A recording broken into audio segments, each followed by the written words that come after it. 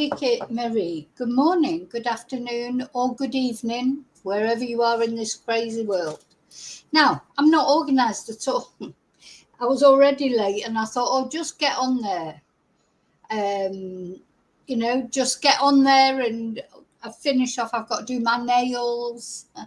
I am completely unorganised. Now, let me just check everything's okay. I've got to upload some photos.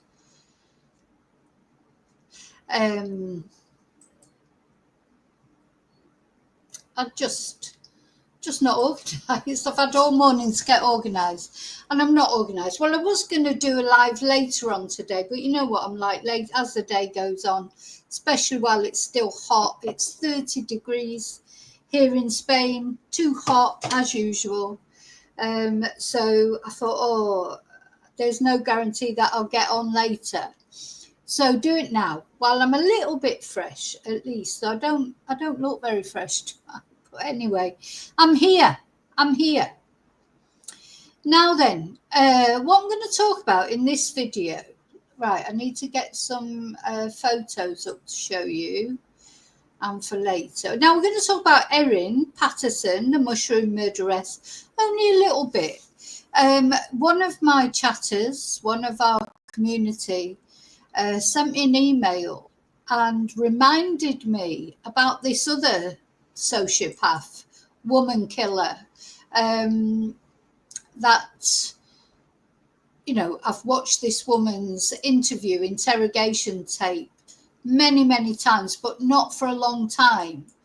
So I know about this case. This is Stephanie Lazarus, is the actual perpetrator of the crime. Now, let me show you. Many years ago, this woman, Sheri Rasmussen, was found murdered. And it took years to bring the perpetrator of her murder to justice. Let me just get up some other photos.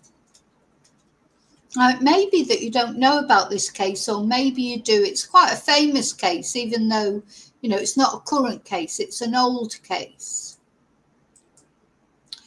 And this is the woman who killed Sheri. And there's so many similarities between her and Erin. She's a control freak. The difference with this woman is she's a police person. She thought she'd got away with it for years and years and years. And when she was finally brought in for interrogation, that's what we're going to watch in this video. It's one of those famous interrogation tapes, how she goes from not really realizing, that she's under suspicion. Obviously, it'd been so long since she murdered poor Sheri. She thought she'd got away with it, no comeuppance. She'd made a life for herself. She'd got married. She had a daughter. She's a police officer as well. Must just mention that. She's a police officer.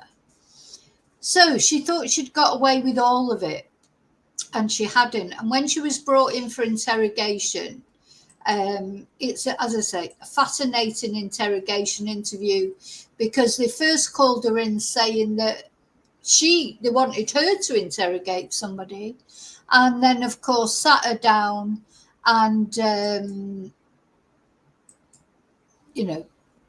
truth came out then. Now you might think, why did she murder this young girl? And it was jealousy. Sheri Rasmussen had just married a sort of, I don't know if you'd even describe him as an ex-boyfriend. But she just got married to someone who Stephanie was completely obsessed with.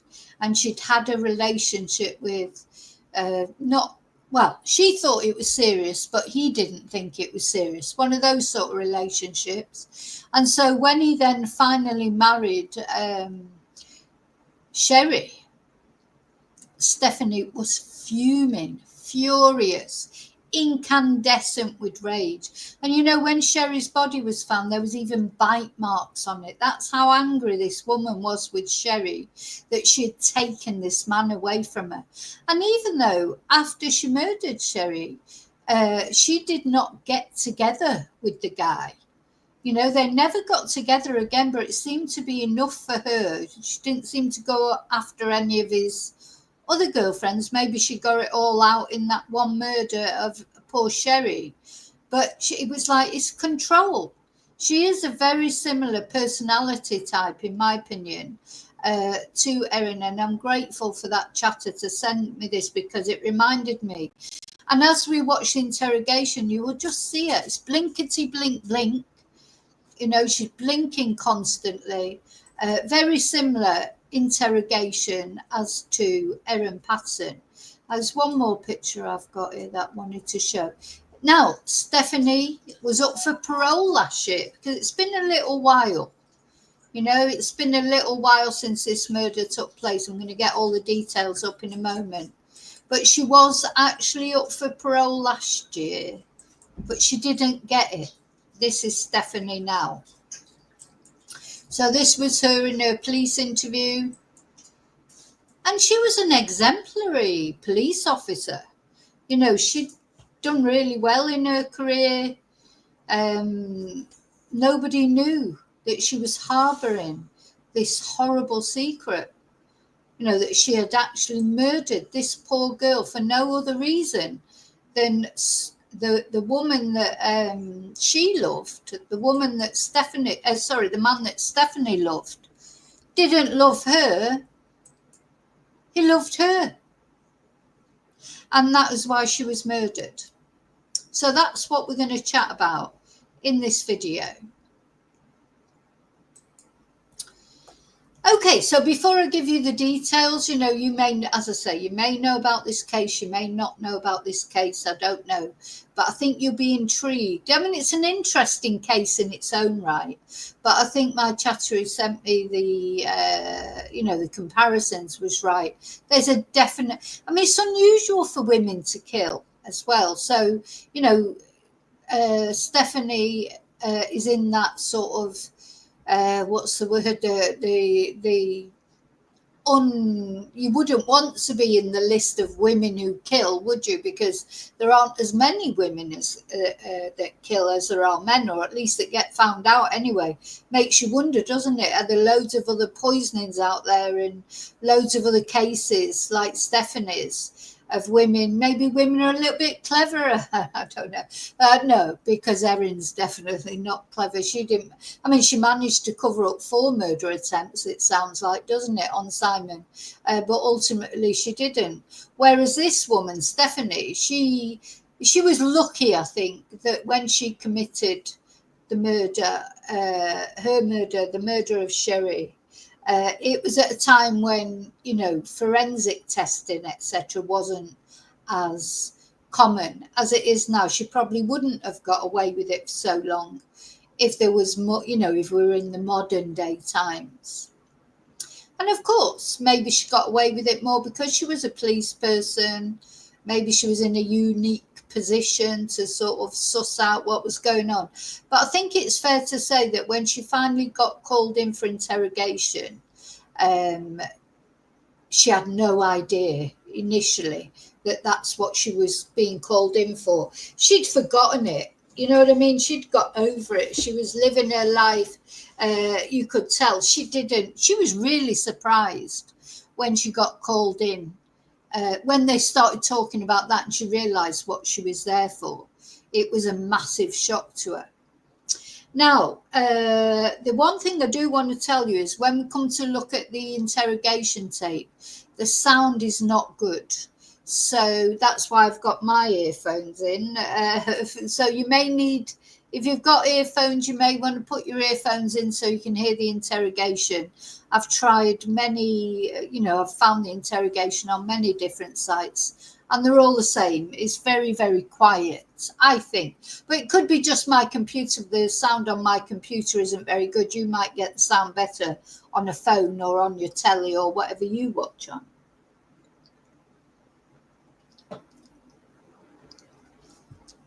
So first of all, I want to say thank you. Of course, I always start my thank yous, a little bit of waffle. Just thank you for watching. Thank you for liking. Thank you for subscribing. I really appreciate it more than you know. It's great, to our community it's a lovely community, isn't it? And it's grown sort of slowly but surely, and hopefully it will continue to grow slowly or quickly, but surely. That's the thing. And I think, it's thing about my community is I think it's very faithful community, and that's nice as well, that people really care about the victims that we talk about, and they appreciate that we all have different views. We don't get annoyed with each other for having different views. If we do, well, we're on the wrong channel, aren't we? So thank you for that. Thank you to those of you who go that little step further and have become members. I really appreciate all my members. Every Thursday is a members live. Thank you to those of you who've bought me a Ko-fi, and don't forget, on the Ko-fi channel, that's where my merchandise is. I've got to sort my merchandise out. I know there's lots of good things I could put up there, and I haven't updated it again for a little while. I think it's difficult in the summer, because even when I do have time, to be honest, I'm normally exhausted because of what else that I've done. I'm sure I'll be a lot more productive in the winter, or in the autumn at least. But just at least if it was less than 30 degrees, it's crept up now to 31. So I think, if it was around 25 degrees, I might be a bit more productive. Thank you to those of you who've PayPal me, sent me a super sticker, sent me a nice message. As I say, people who send me emails and things like, I think I'm more or less caught up on my emails now. I'm not quite sure, but sometimes I can't keep up with my emails, and then I have a little blitz and try and keep up with them. Thank you for that. I appreciate every email you send, every nice comment, anything positive, any way you positively contribute to my channel. Thank you. I've got hair in my eye at the moment. I can see it.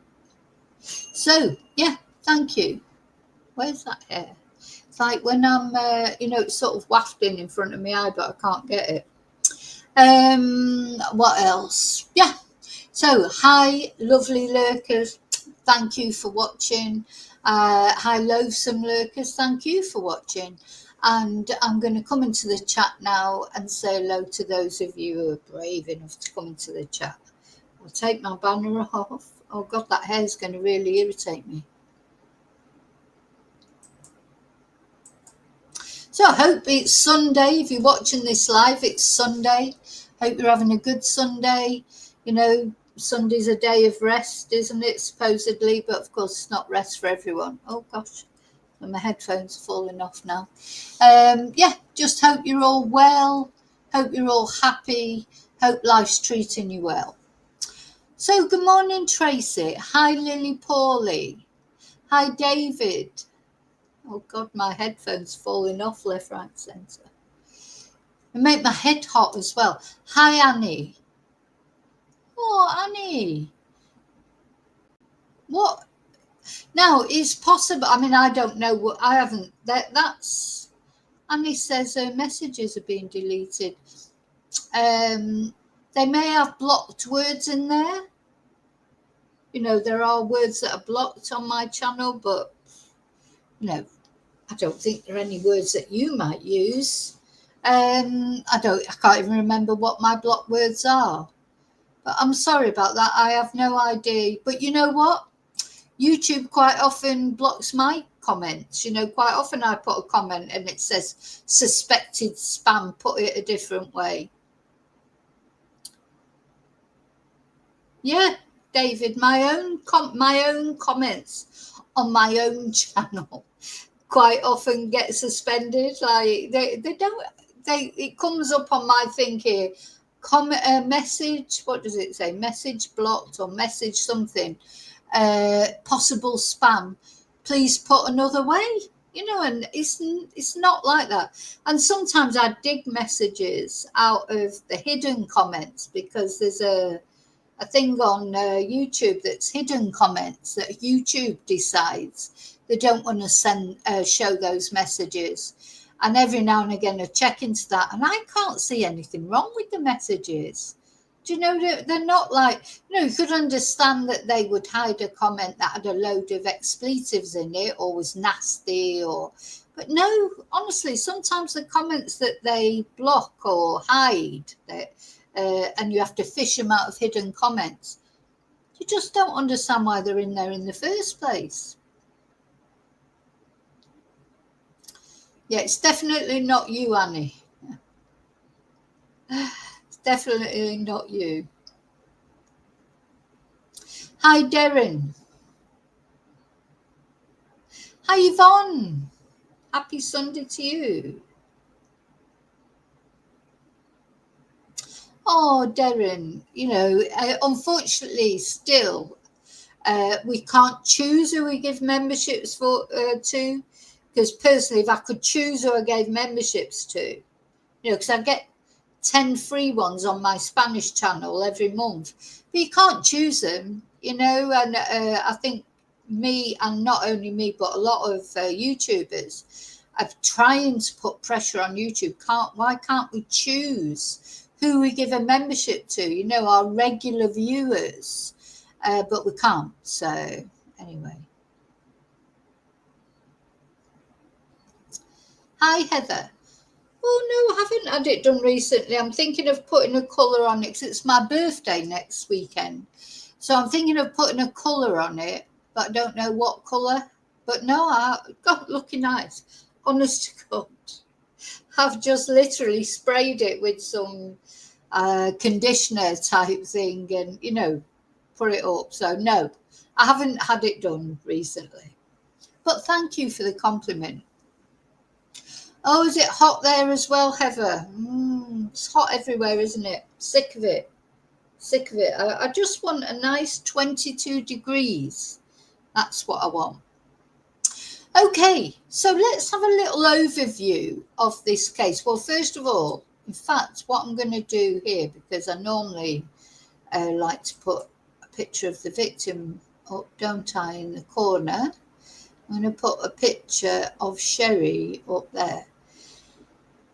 So poor Sheri, she was murdered, as I say, for no other reason. Oh, I've got too many pictures. I've got to take one off.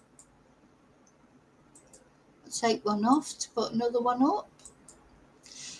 She was killed for no other reason than of jealousy. Stephanie Lazarus was so jealous of this woman because the man that Stephanie loved Sheri. Why is it not there? She is. So this was quite a long time ago.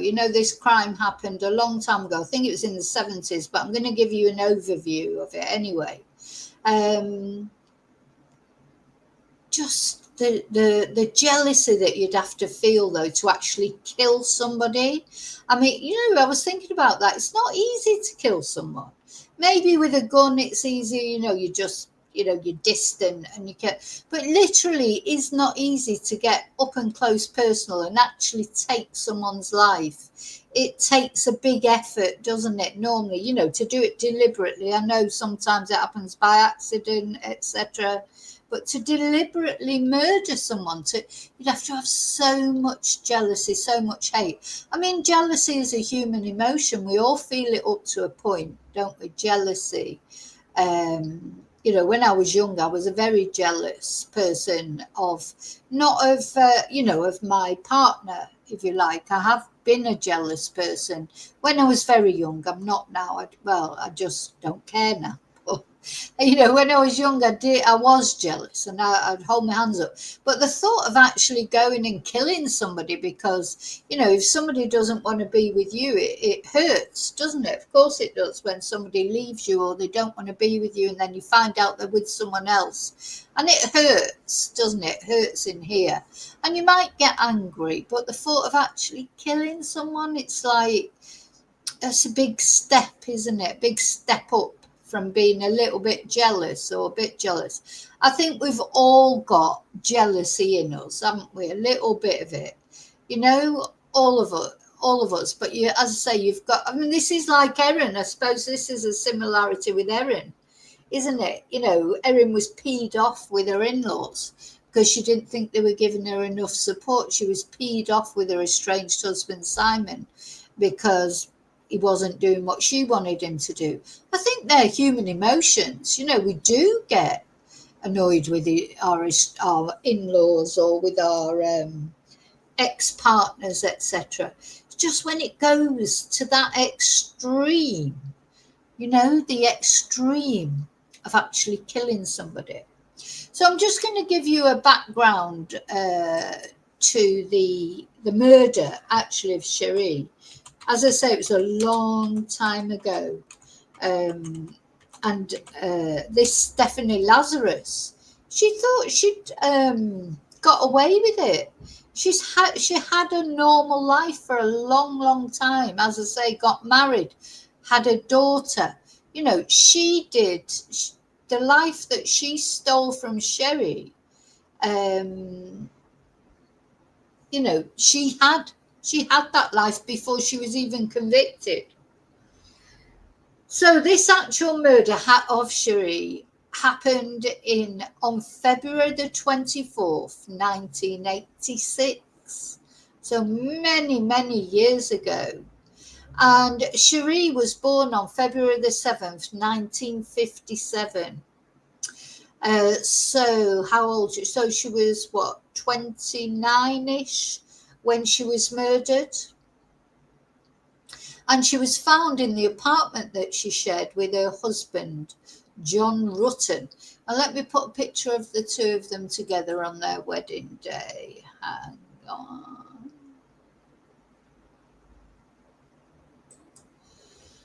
And, you know, so it makes you think that when you start going out with someone, man or woman, you need to check out their exes, don't you? So here's Sheri with John. And John had this off-on relationship with Stephanie.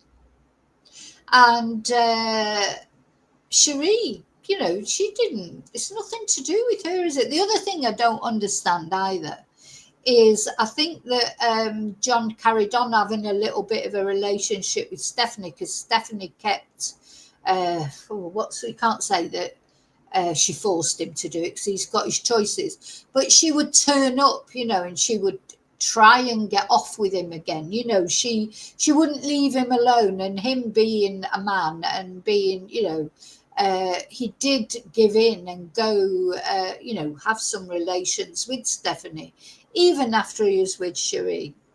But what I don't understand either about Stephanie is why would you blame Sheri? Like, if he's doing that, if he's seen both of them at some point in time, why didn't you kill him? You know, like, why she killed Sheri didn't do anything. She just fell in love with John, and John loved her and married her. She didn't do anything really to Stephanie. You know, John was the one that betrayed Stephanie, if anybody did. I mean, you know, I don't believe that he did betray her. Everyone's got a right to finish a relationship if they want to. Nobody has the right to make someone stay with them. But it's interesting, isn't it? Because why, and this quite often happens, why blame the woman? Why not blame him? Why not shoot him? Why not murder him? Why Sheri? Sheri hadn't done anything to Stephanie, in my opinion. You know, it's terrible, really.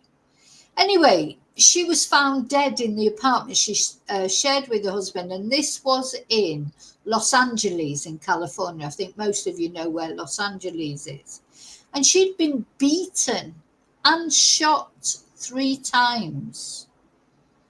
And, you know, initially it was considered a burglary that had gone wrong, which, you know, is fair enough, really, when you think about it. Makes you wonder, did the police look into it well enough, or maybe they just thought it was a burglary?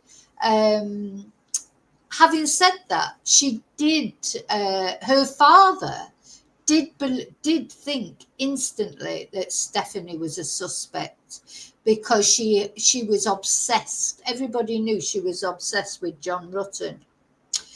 So he had, there had been confrontations about the whole, with Stephanie Lazarus. But anyway, as time went on, of course, she was a policewoman as well. So that probably had something to do with the lack of progress in the case. And after a couple of months, the case just went cold. And it was cold for over 20 years. So this poor girl who was murdered in her own home, had no justice for 20 years. Now, then, with this sort of habit of cold cases, it's great. I love it when they reopen cases. People should never really think that they've got away with it, should they? Even especially in this day and age of DNA, etc. But in 2009, the case was reopened and they focused on Stephanie Lazarus and DNA, the miracle of DNA. So Stephanie, nice person that she is, had bitten Sheri when she killed her. So not only she shot her, she beat her, she bit her. And there was a DNA sample taken covertly from Stephanie, and it matched the DNA sample of the bite on Sheri Rasmussen's body. So in 2012, Stephanie Lazarus was convicted of first-degree murder, and she was given a sentence of 27 years to life. So she has, as I say, last year she was up for parole. She didn't get parole this time, but, she might get it next time, I suppose. Okay, anyway, she did a couple of appeals and everything, and, it didn't come to anything. So she's still in prison. Now, so the source of this murder, or if the reason for this murder, was the relationship that Lazarus had with John Rutten. And she was obsessed with him. And their friends said that she was the one who took the relationship seriously. He didn't take the relationship seriously. He just thought of it as a casual relationship. And she was so obsessed. She would steal his clothes. She would take photos of him while he slept. And, they were very, very young at the time. And they didn't even have sex that often. It was a couple of times a month, and occasionally they took trips together, and some of those trips resulted in sex, but it wasn't what you would call, what's the word? It wasn't what you would call a normal relationship. And he said he never considered her his girlfriend. So, of course, then he met Sheri, and in the meantime, he fell in love with Sheri and he married Sheri. So, that was it for Stephanie. That was like lighting the torch paper, wasn't it? But in the meantime, Stephanie had just carried on acting as if she was still having a relationship with John. And occasionally he did, as I say, he was too weak really, because occasionally he did succumb, to what she was, she would set out to seduce him, and he did succumb. So this particular morning when this happened, I'm just trying to have a look where John was.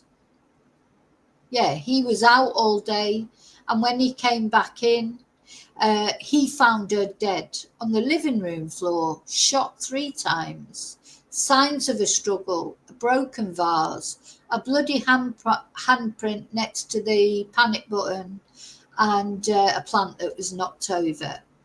And it appeared that someone had tried to even tie up Sheri. She had defensive wounds, a bruise on her face that appeared to have been inflicted by the muzzle of a gun. And the gun had been fired through she was shot 3 times. The gun had been fired through a blanket, a quilted blanket, to silence the sound.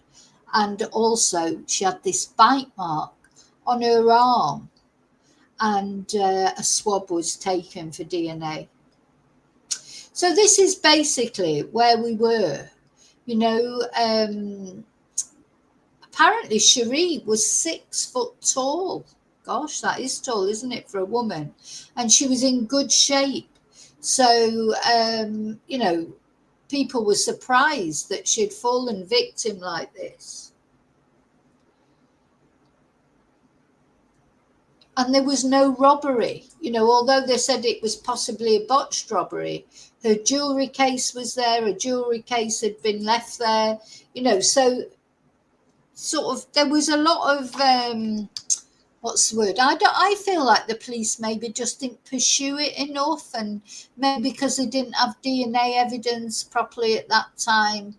I don't know why Stephanie was not sort of caught earlier, but she wasn't. Anyway, after this cold case team reopened the case, took the DNA for testing, they realised that Stephanie had in fact done this crime, and they brought her in for an interrogation, and that's what we're going to watch now. Now, it's one of the most fascinating, I think it ranks alongside the interrogation of the Colonel Russell Williams, for an interesting interrogation to watch, to see someone starting off not realising, you know, that they're there because they've been sort of twigged, if you like, start off all normal and everything, and then this interrogation descends into the fact they realise that, oh my God, I'm the one who's under suspicion. I can't imagine how Stephanie must have felt. You know, she's built this life for herself, and she's probably never even thinks about Sheri. And then suddenly she's called into an interrogation room.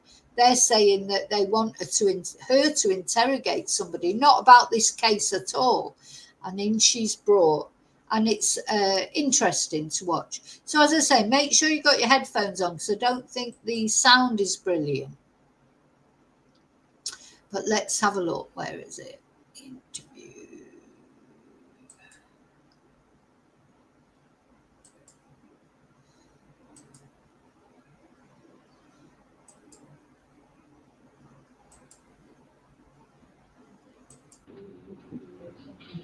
I'm not sure. Stephanie, I don't know if you know my partner. Hey, great. Hi. Sure, nice to meet you. You guys. How's it going? Good. Milling around. Well, have a seat. What this is I didn't want to bring this up in your squadron. Oh, no, it's fine. I think we're good. Quarter to Yeah, so they start off, so I think this was 2012, the actual interview, but the murder was 20 years before. So she's lived a normal life for 20 years. She's still in the police force. She's got commendations. You know, she's supposedly a very good police officer. And then they call her into this room, and did you hear me just said, oh, we just wanted to talk to you, you know, in private. We didn't want to talk to you in the squad room. She has no idea at this point why she's there. you're going to bring somebody in, right? Yeah, well, I can explain the whole thing to you. I didn't want to talk about this in the squadron because I don't know who people are listening. And if we go to my side, everybody's always wondering what everybody else is doing. No problem. Okay. But we're talking about being busy and stuff. We've been assigned a case that we've been looking at. Okay. It's a new case, and reviewing the case, there's some notes to see as far as your name being mentioned. Okay. Do you know John Rutten? John Rutten? Rutten. Right. Oh, yeah, I went to school with him. You did? Yeah. How long did you know him? Gosh, I went to school in, let's see, went to UCLA in 19... Can you imagine what she thought then when he said, oh, do you know, he said John Rutten, didn't she? And she went, you know, as if she don't remember. Oh, do you mean John Rutten? That's like, she's got the Erin Patterson memory problem, hasn't she? 78 I started, and, you know, met him at school at the dorms. Mm-hmm. Were you guys friends, close friends? Yeah, we're very close friends. Yeah. I mean, what's this all about? Well, it's a case we're working on. It involves John, and in there, some of the statements we reviewed, there's notes and stuff that he knew you and stuff. Oh yeah, I mean, we good friends. Lived in the dorms I lived in the dorms for 2 years. You guys lived in the same dorm? Yeah. Oh, okay. Yeah, Dystra. Okay. Were you guys just friends or anything else, or? Yeah, we were good friends. Yeah. Was there ever any relationship or anything that developed between you guys? Yeah, I mean, we dated. You know, I mean, what's this all about? Well, it's relating to his wife. Okay. Okay. Did you know her? Not really. I mean, I knew that he got married years ago. Did you ever meet her? God, I don't know. Well, she actually did meet her. So you know that when someone's in a police interview, you will see her face a bit better in a minute. At the moment, she's leaning forward. But police don't normally ask any question unless they already know the answer. So, she'll know that. I mean, I think it's especially intriguing, this interrogation, because she is a police officer. So she knows, about interrogations. She knows that the police won't be asking you a question unless they already know the answer, because what they're looking for is how are you going to answer it. So that's sort of intriguing, isn't it? Especially intriguing because she is a police person herself. Do you know who she was or anything? Well, let me think. God, it's been a long time ago. I may have met her. Geez, Yeah. Well, let me ask you. You said you dated John. How long did you guys date? I mean, well, are you guys? Is this something? I mean, you said. But she you got her. This is completely like a bolt out of the blue for Stephanie. And as you say, as you all said, she's got crazy eyes. She's another one of those epitomes of eyes are the windows to the soul. Her eyes are absolutely loopy. Now, you got to remember, by this time, she's married and she's got a daughter. What sort of mother was she? I was going to interview somebody about art and how you guys are. Here's Oh, that's right, because she was in the police force. She was investigating art frauds and things like that. That's what her role was at this time. So they lured her into this interview room saying they wanted to talk about some case. So she's like, oh, well, I thought I was here to talk about art, and then she's looking at them. You can tell her mind is working overtime. Stephanie, here's the situation. It's basically Blink, blink. We blink. We knew that this, when we saw this in this chrono, that maybe there was some relationship there. That's what the chrono seemed to indicate, and we didn't want to come up to you at your desk and ask those kinds of questions or do anything. You know how up there people can see what's going on if you go into an interview room or people are in there getting supplies. Okay. So we wanted to afford you some privacy, some confidentiality to talk about this, because we thought it might be, something, you're married to someone else, obviously, and so forth, and that you may not want to, talk about these things in that setting where someone, we don't want the rumor mill or gossip or any of that kind of stuff to start. That's fine. I mean, so we did this just as a means to try and speak to you in just a confidential place where where your business isn't out there for other people in your division to know about. God, that's been a million years ago. I mean, She's like, yeah, it's been a million years ago. I thought I'd got away with it, for God's sake. Look, she can't believe this is happening. She cannot believe this is happening. What year is it now? 2009? I mean, I graduated in 82. 82, yeah. We dated. I dated other guys. I'm sure he dated other girls. Well, let me ask you, roughly how long would you say you guys dated? Oh, geez. I couldn't even say. I mean, I started school there in 78. I started UCLA in 1978. I graduated in 82. I don't even remember what year he graduated, if it was a year or two before me. Okay. I think he was a little bit older than I was.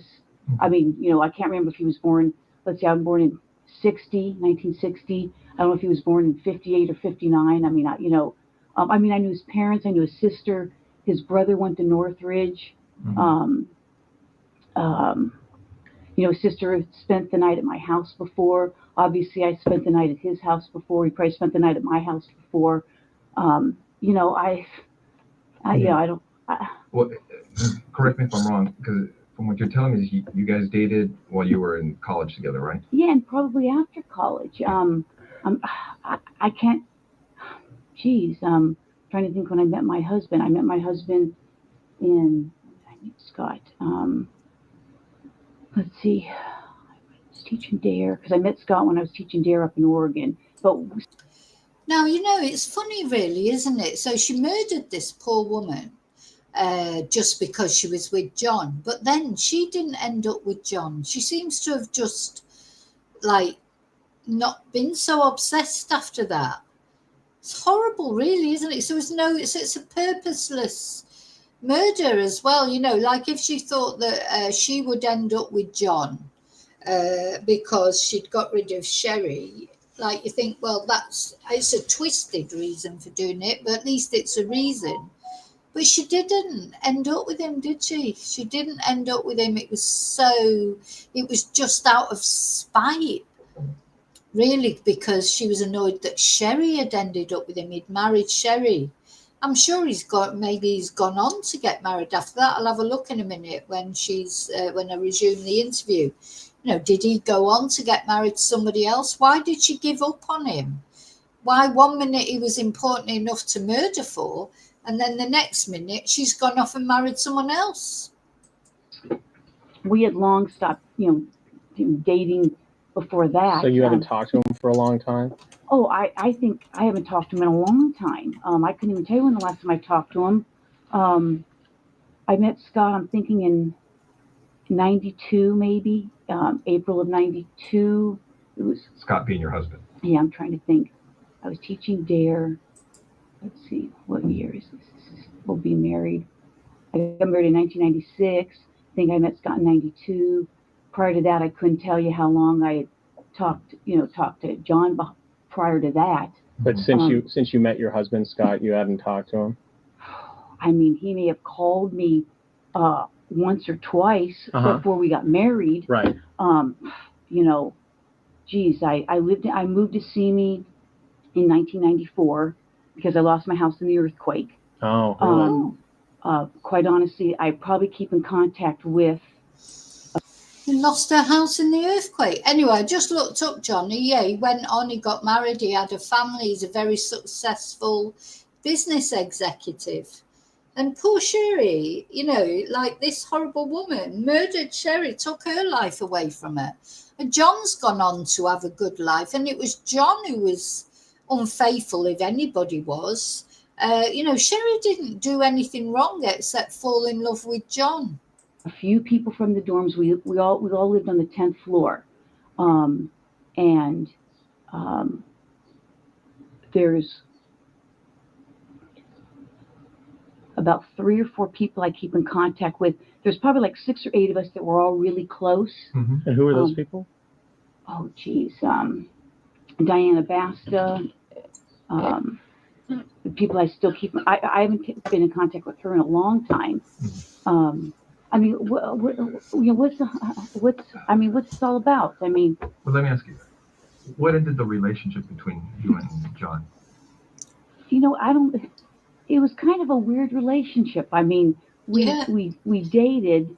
I can't say that he was my boyfriend. I don't know that he would consider me his girlfriend. No, but you did. You thought you were his girlfriend, didn't you, you nutter? It's like, just, you think, has she really gone 20 years without doing anything else weird? Literally, to do that, what she did, shoot someone 3 times, bite them, try and, it's a nasty, horrible thing to do. Did she really then go 20 years without doing anything similar? It makes you wonder. I mean, when you're a police officer, you can get away with quite a lot of aggression, can't you? We dated. We did things. I played sports in college. He played basketball. His brother played basketball. We just, it just didn't work out. I mean, I don't know what to tell you. It was like I went out with other guys, saw other guys, and went on lots of vacations. Um, you know, And once you guys split, were you guys still friends, or kind of, I mean, problems? Is it friendly, not friendly? no, I don't think it was not friendly. I mean, we were friendly. I know that we went to Hawaii at one point. Another friend of mine who's actually dying right now went to Hawaii with us at some point. Remember roughly when that was? Geez, Is you playing for a bit of sympathy there? My other friend who's actually dying right now. It's like, I mean, obviously it's very sad that a friend is dying, but these sociopaths, psychopaths, whatever you want to call them, narcissists, it's all like they don't feel that they're inviting sympathy all the time. I all feel sorry for me, my friend is dying. And most of us, would feel that, wouldn't we? Would feel sympathy for them. But this is a woman who didn't feel any sympathy or empathy for Sheri Rasmussen or her family, of course. Do you know, like what she did to Sheri and how that will have affected her family? She doesn't care about that, but it's all about, oh, my friend's dying. Oh, people just wallowing in their own sort of self-pity, I think is a really big red flag. Because most people just get on with it, don't they? We've all got our crosses to bear, haven't we? But when somebody like this who's done a terrible, terrible thing, but she wants sympathy, doesn't she? Feel sorry for me. It's all about me. let me think. I'd have to check my pictures, or I'd say I'd ask Greg, but my friend Greg is like dying of liver cancer right now. Yeah, I mean, And you were saying that it's 2009 now. Had you ever met his wife? I may have. Do you remember her name or anything, or?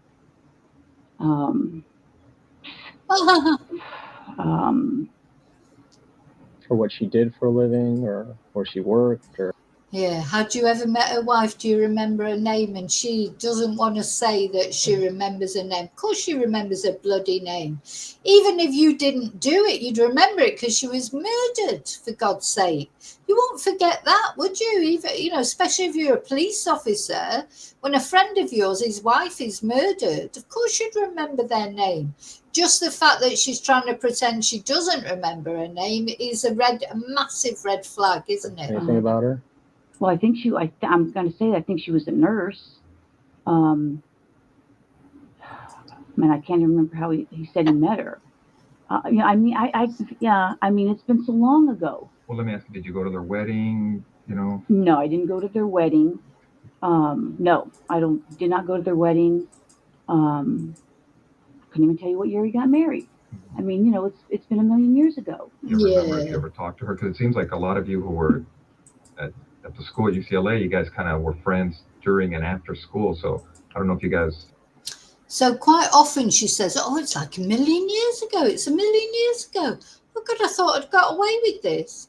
And she would get on with her. And that's the whole point, really, of doing this video. It was reminded to me by a chatter, about the similarities between this Twonkess and Erin. I think there's a lot of similarities. They'd get on really well. Still associated afterwards when Well, they'd either get on really well or they'd end up murdering each other. If he was married or anything? With him? Yeah. No, I don't think so. I mean, I would say, the people that were on the dorm floor, we did get-togethers. There's probably like 4 or 5. I don't think he ever came. I don't think, no, it was mostly girls, a girl named Smita, Diane.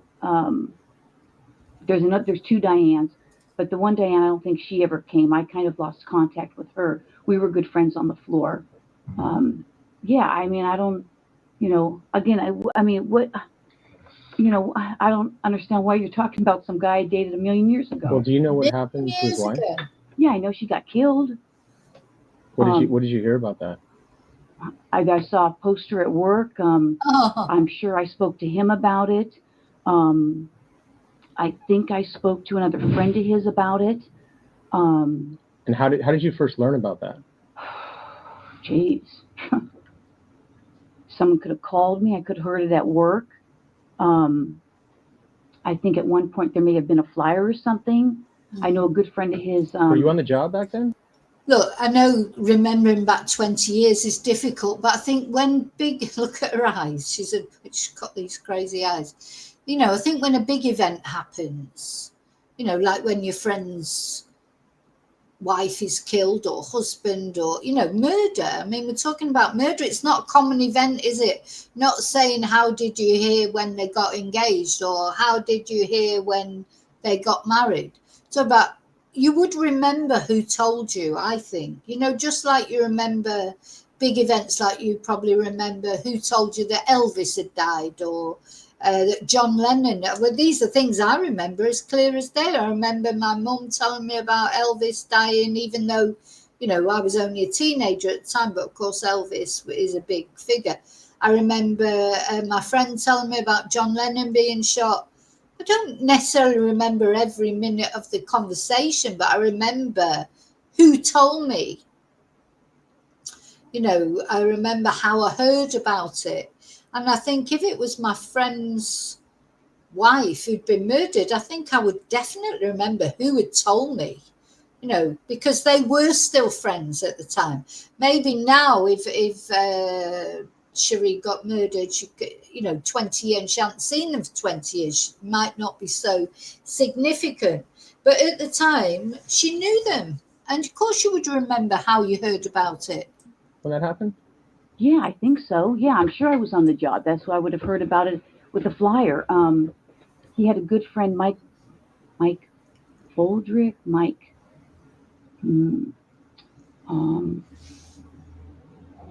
anyways, he may have lived in the dorms. I don't remember if that's how I met him.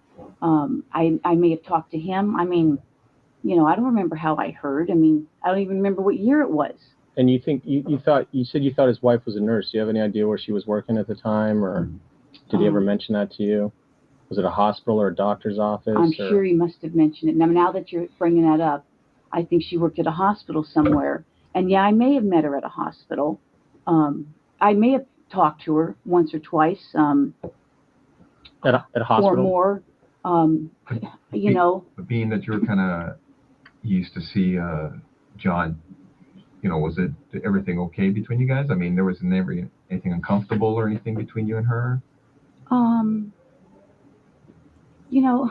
don't know. I mean, it's been so many years. I mean, uncomfortable. I mean, I can't even remember if we had a conversation. I mean, we may have. Do you know why she doesn't know what to say? Because she hasn't had time to think about it. That again is a similarity with the Erin interview, isn't it? When you catch someone out, you can tell she wants to really go away and think about what her answer should be. I may have seen her at his apartment. Geez, how many years ago was that? I don't even know what year she, got killed. Where was his apartment? On Roscoe. Okay. Yeah, Roscoe and east or west of DeSoto. Either east or west of DeSoto. Do you know where he moved after? Did he move after he got married, or do you know? Or I'm sure he did. Did you know where he was living, or somewhere in the valley? Did you ever visit him and his wife? No. No, never went out to, get together, dinners, anything of that nature? No. Like I said, his sister used to come over. His sister had come to my place. I knew his brother because his brother played basketball at Northridge. In fact, I was just coming across some pictures that I just scanned from. I take a lot of photos, like 10,000, and I just did a service where I scanned everything. And I'd seen some pictures of his brother playing basketball. You just put them all on your computer so you could have them accessible and do things with them? well, my partner is a big photo thing, and he had a deal to scan. So I spent a ton of time just scanning photos. I mean, I paid a company to do it. So I've got photos of, his brother, his sister, 10,000 pictures? Oh, yeah. How long did that take them? Months. Now, what do they put that on a? I'm just curious myself. Do they put it on a? They get all on one DVD? They don't need like a hard drive or anything? No. There's like, I think 11 DVDs. Yeah, I don't even have time. It's a series of DVDs that they put them on? Oh, yeah. Oh, okay. Yeah, I'm not that familiar with computer stuff, so that's why I was asking. It's like 11 DVDs. Oh, okay. So, I haven't had a chance to go through them. You could go through and pick which ones you don't want. I don't have time to do that. Right. So like you said, did I, I don't think we ever socialized. He'd still call me. I can't say that I would. If he's married, I don't know that I would have called him. Maybe. Who knows? I don't know. It's been a million years ago. How long was John married before his wife died? I have no idea. I have no idea. And after his wife died, did you talk to him again? 10,000 photos. 10,000. That's a lot, isn't it? Even to someone who takes a lot of pictures, 10,000 is a massive amount. Yeah, or anything? Yeah, I did talk to him. Mm-hmm. I talked to him, probably his parents, probably some other friends. I'm sure I talked to him. Yeah. But you're not sure where he moved to after he got married? No idea. Never went over to visit him or I don't think. meet his I don't think so. I don't think so. Yeah, you went over to murder his wife, Stephanie. I don't know. I don't think I did. I know he lived on Roscoe for a long, long time.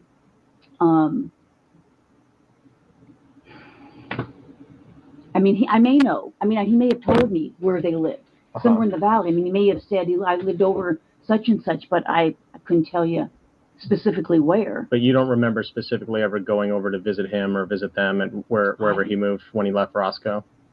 I honestly, I don't know. I don't think so, but okay. I don't want to say no. I don't think so, and then he says, "Oh yeah, she came over for something, dropped something off." I don't know. Yeah, she doesn't know what to say because she doesn't know what they know. Like if, they've already spoken to him and he said, yeah, she came over on this day or that day. So she is literally floundering, isn't she? So if you did go over there, just be like a quick thing, like you're saying, drop something off or? Maybe. But you don't remember as far as like going there to have dinner or like a social, anything at the house, party? Well, if you guys know something, I don't know. I don't think so. But. After John's wife died, and you said you may have been talking to him, did your relationship start up again? I would say no.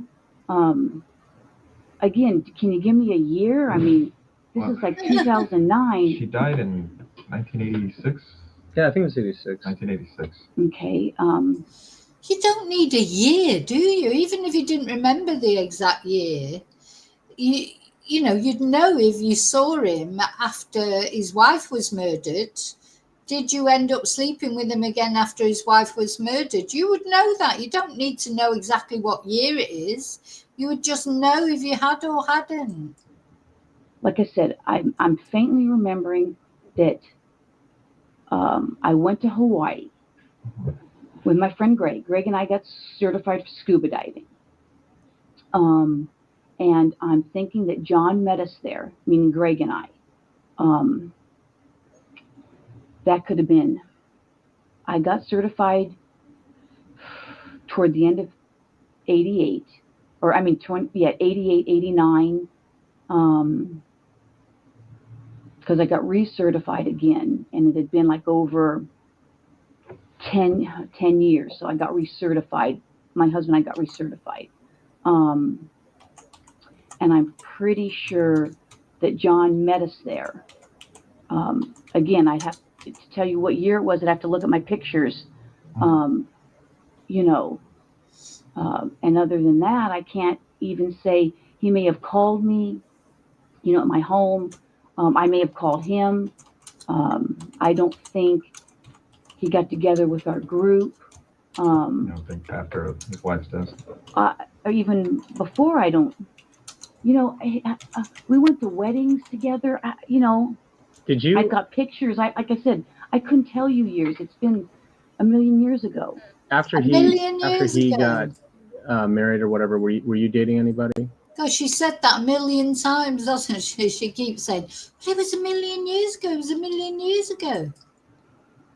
In particular, and that was what year? 1986, you said? I think he got married, in around 85, 86, something like that. Were you seeing anyone seriously, or? God, I couldn't say. Yeah.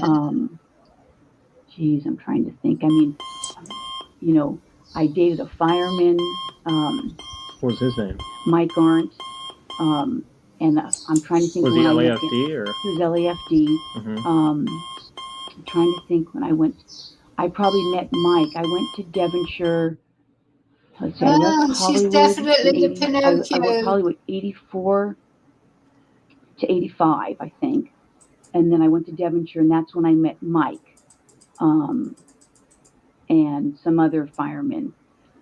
And what, the station next door? No, actually. Because I used to work Hollywood, so I was just wondering if it's the station next door. It was when I worked Devonshire, I met Mike. Oh, okay. All right. And I'm trying to think. I went to Devonshire in 85, and I'm thinking that I would have met him probably sometime shortly after I went to Devonshire, because I met him and I actually met his buddies at a fight. And then Mike and I dated, just really kind of casually. And we remained good friends. You still in touch with him, or? Unfortunately, he passed away. Oh, really? He died he had a car crash. He did race cars, and he went heading into a wall. I couldn't tell you what year that was. But he passed away. He was in a coma, and they pulled the plug. Right. Seems like, anyway. So, I couldn't even tell you what year. I'm thinking I went to Devonshire in 85, and I know I met the guys because it was kind of a funny incident of how I met them. And that's how I remember it was sometime probably 85. Right. Specifically, I don't even know if they remember. The other two are now married to somebody else because I kind of, all three, I mean. Did you kind of socialize, like when you were out with Mike, did those guys come out with you too? Was it kind of like, did you do stuff with his friends? Or? Well, there was two firemen, Eric and Gary. I met them first. Then they introduced me to Mike. So that's how I met Mike, and Mike and I dated. Mm-hmm. So, and not, I wouldn't even say, I couldn't even tell you for how long, because then it was, so we decided, it wasn't working out, and we'd be better friends. And, he introduced me, I think, to some other guy who now is on LAPD, Randy Cordobas. I don't think I know he's a him. detective. He's got a twin brother who's on the fire department. That's how I met Randy, because he had a twin brother, identical twin on the fire department. Okay. And anyway, you and Randy I dated him when I couldn't tell you. It was before he came on the job. Before Randy came on the job? Yeah. Oh, okay. And that was, I'm trying to remember if Mike may have, I'm trying to remember. Mike may have dated a girl that he dated. God, it sounds too weird. Randy may have dated a gal that Mike was dating, and then Randy broke up with that gal. I couldn't even tell you the gal's name, if I'm even thinking of the story right. And then I started dating Randy. Yeah. Oh. So again, I mean, not like I was a huge floozy or anything, but no, but I mean, a lot of times, right? At least from my female partners that I've had, it's hard dating guys that aren't involved in kind of our circle, right? Because some guys are intimidated by women police officers. Randy was like an engineer at the time. He was like a some kind of an engineer. On a rig, on a fire truck? No, an engineer. Oh, a professional engineer. Yeah, and then okay. I think he lost a job and then came on the department. I see. So, You're getting back to some stuff. As far as you recall, after John's wife died, did you start a relationship again with John, or dating casually, or anything like that? like I said, he met Greg and I in Hawaii. Okay. That was something you guys kind of planned together, like go as a group, or you ran into him, or? No, I think that obviously I must have talked to him, and I said, hey, I'm going to Hawaii with my buddy Greg. We're scuba. We just got certified scuba diving. We're going to be in Hawaii. Hey, if you want to come and join us, come join us. Right. And I think that's what it was. I may have asked some other people to as well. What island did we go to? I think the Big Island in Kauai. He either met us on the Big Island or Kauai. I'm thinking of Greg and I might have scuba dived a lot on the Big Island as well as Kauai. I don't remember which island. Again, I'd have to look at my pictures. I traveled a lot on my vacations. I mean, I was always gone for at least a month. And I would go places, and I would either run into people or, No, so it's good, isn't it, what they've done? So they're trying to relax her, get it chatting. Now she's chatting about, she still doesn't really know what the whole thing is about, but she's starting to realise. So at first, maybe she was thinking, well, at first she thought it was completely something different they wanted to talk about. Then, of course, she's probably thinking, oh, and maybe, sometimes cold case reviews do come up, maybe they just because of new Sheri. But then she starts to realise that they're actually think she did it, and it's very intriguing realisation, isn't it?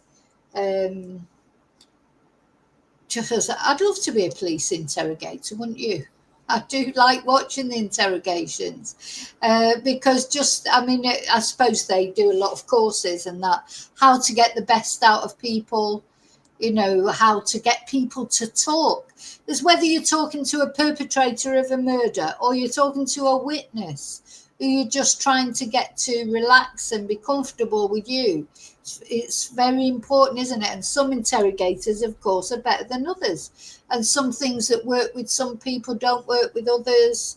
Sometimes people prefer female, female interrogators can be better. Notice they haven't chosen females for this interrogation. I think Stephanie definitely would not react well to a female interrogator. Whereas sometimes females, you've got to suss all that out. I mean, people's characters.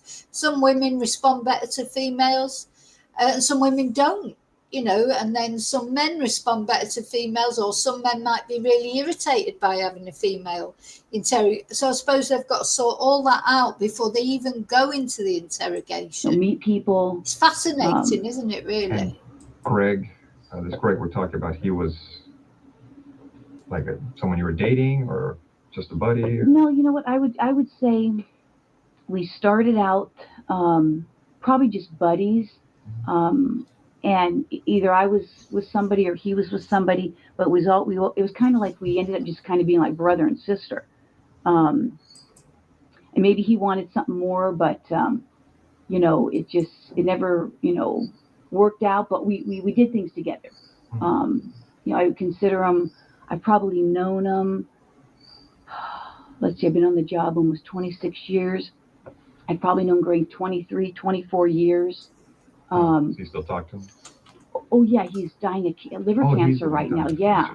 Yeah. So, I consider him a good friend. I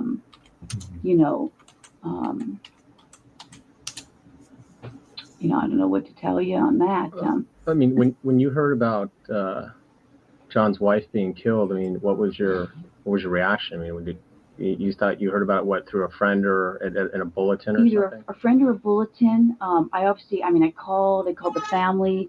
I called maybe some of his friends that I knew, and I mean, obviously it shocked you if I heard it at work, which I may have. I faintly remember a bulletin going around. Either that or somebody called me. I honestly don't remember. Right. And then I probably called his family. I don't know initially. I can't say if I initially spoke to him or not. I honestly don't remember.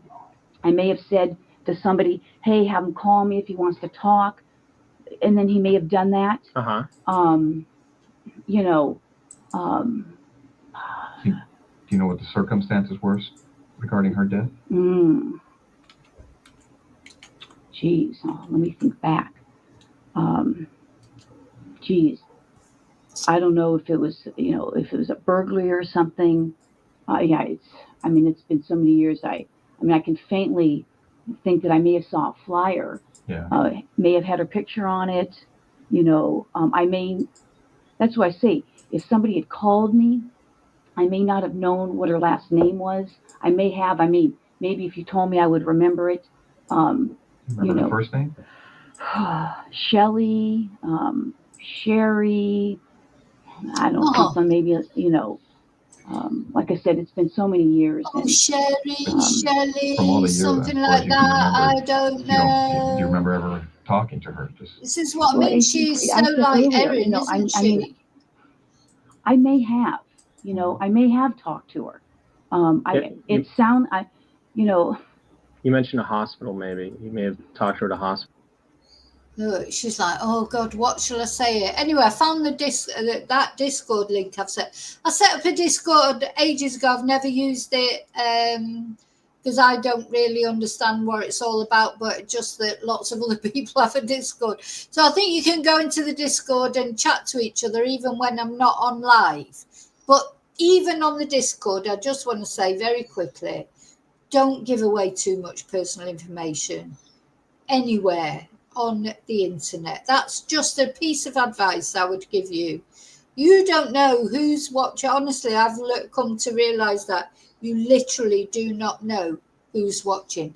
But on the Discord, you can talk about cases, so like if after we finish with this video, you want to carry on talking about it, etc. But again, I just want to say, if anybody, it's important to me that people don't dox themselves. I can see people are joining the Discord, which is good. But yeah, let's use it a bit more. I'll try and remember to use it. I don't really understand how it works. But even on there, just be careful. That's all. I don't want anyone getting into problems because of my channel, Yeah. I may have. I'm thinking back now. You guys are bringing up all these whole memories. No, it kind of dusts off the cuff. Geez. I'm thinking that because we would date. He would date other people. I would date other people, and I think at one point, he may have been dating her, or I don't know. Maybe he was married. I don't even remember. And I'm like, why are you calling me if you're either dating her or living with her or married to her? Because I honestly don't remember the time frame. And I'm like, come on, knock it off. And I'm thinking I may have gone to her and say, hey, you know what? Is he dating you? He's bothering me. And so I'm thinking that we had a conversation about that. One or two, maybe. It could have been three. I don't want to say I had 3 conversations with her. Like at her work or at their house or. No, I'm thinking that he obviously must have told me where she worked. I'm thinking it was a hospital somewhere in LA, and I could have been. Again, what year was that? Where was I working? See her face there. She hasn't got a clue what to say. She's squirming, isn't she? I think, at one point, he may have been dating her, or I don't know, maybe he was married. I don't even remember. Oh, I don't even remember if he was dating her or married to her. Look, of course you remember. That's why you murdered her, you psychopath. And I'm like, why are you calling me if you're either dating her or living with her or married to her. Because I honestly don't remember the time frame. And I'm like, come on, knock it off. And now I'm thinking I may have gone to her and say, hey, you know what? Is he dating you? He's bothering me. So now she's saying, oh, I may have gone to her and said these things. Oh, God. Awful woman. Erin Patterson. I'd say Erin Patterson too, but of course she's before. She's older than Erin. Erin's 50. She'll be about 64, 65 now. And so I'm thinking that we had a conversation about that. One or two, maybe. It could have been three. I don't want to say I had 3 conversations with her. Like at her work or at their house or. No, I'm thinking that he obviously must have told me where she worked. I'm thinking it was a hospital somewhere in LA. And I could have been, again, what year was that? Where was I working? I'm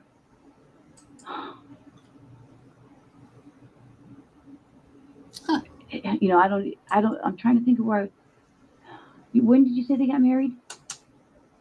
I don't know. I think it was like in 85 or 86 or something like that. We just kind of picked this up. We don't know a lot about it.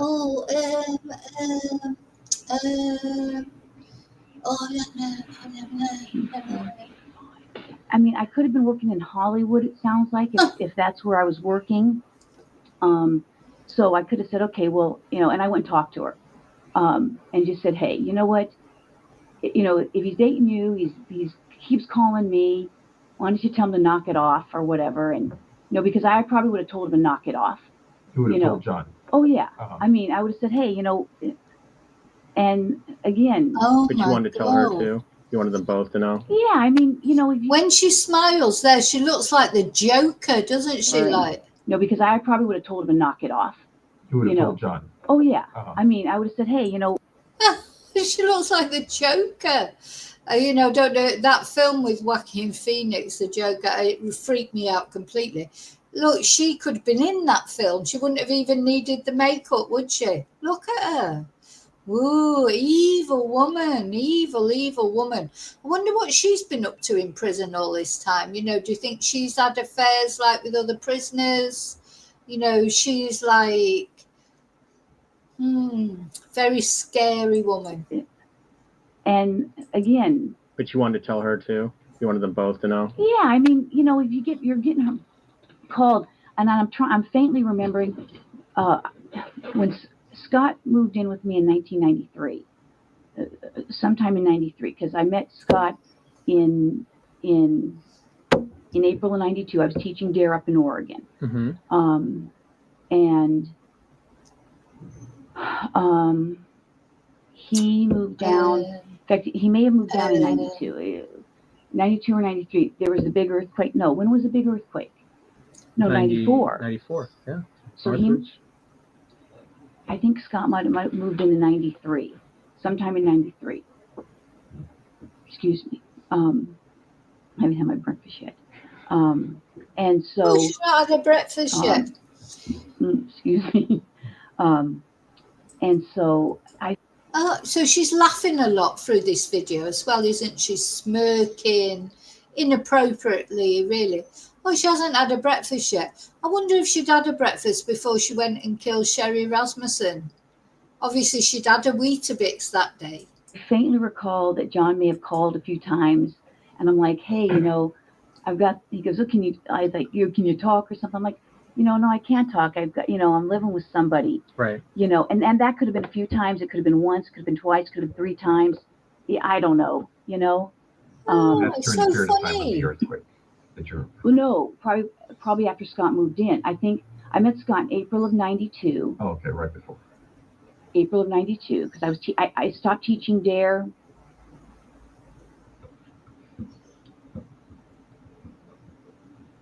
I think I stopped teaching DARE sometime in 92. And when you say that you may have, that you talked to his wife, said, hey, or I don't know if it was, I guess it wasn't his wife at that time, girlfriend or whatever. And Yeah, I don't know if it was his wife or his girl. Right. I mean, quite honestly, I don't even remember. When you said like, hey, you know, he's calling me, he needs to knock it off or what have you. I mean, was that civil? Was there? I mean, Oh yeah, no, there was not. I don't think there was anything.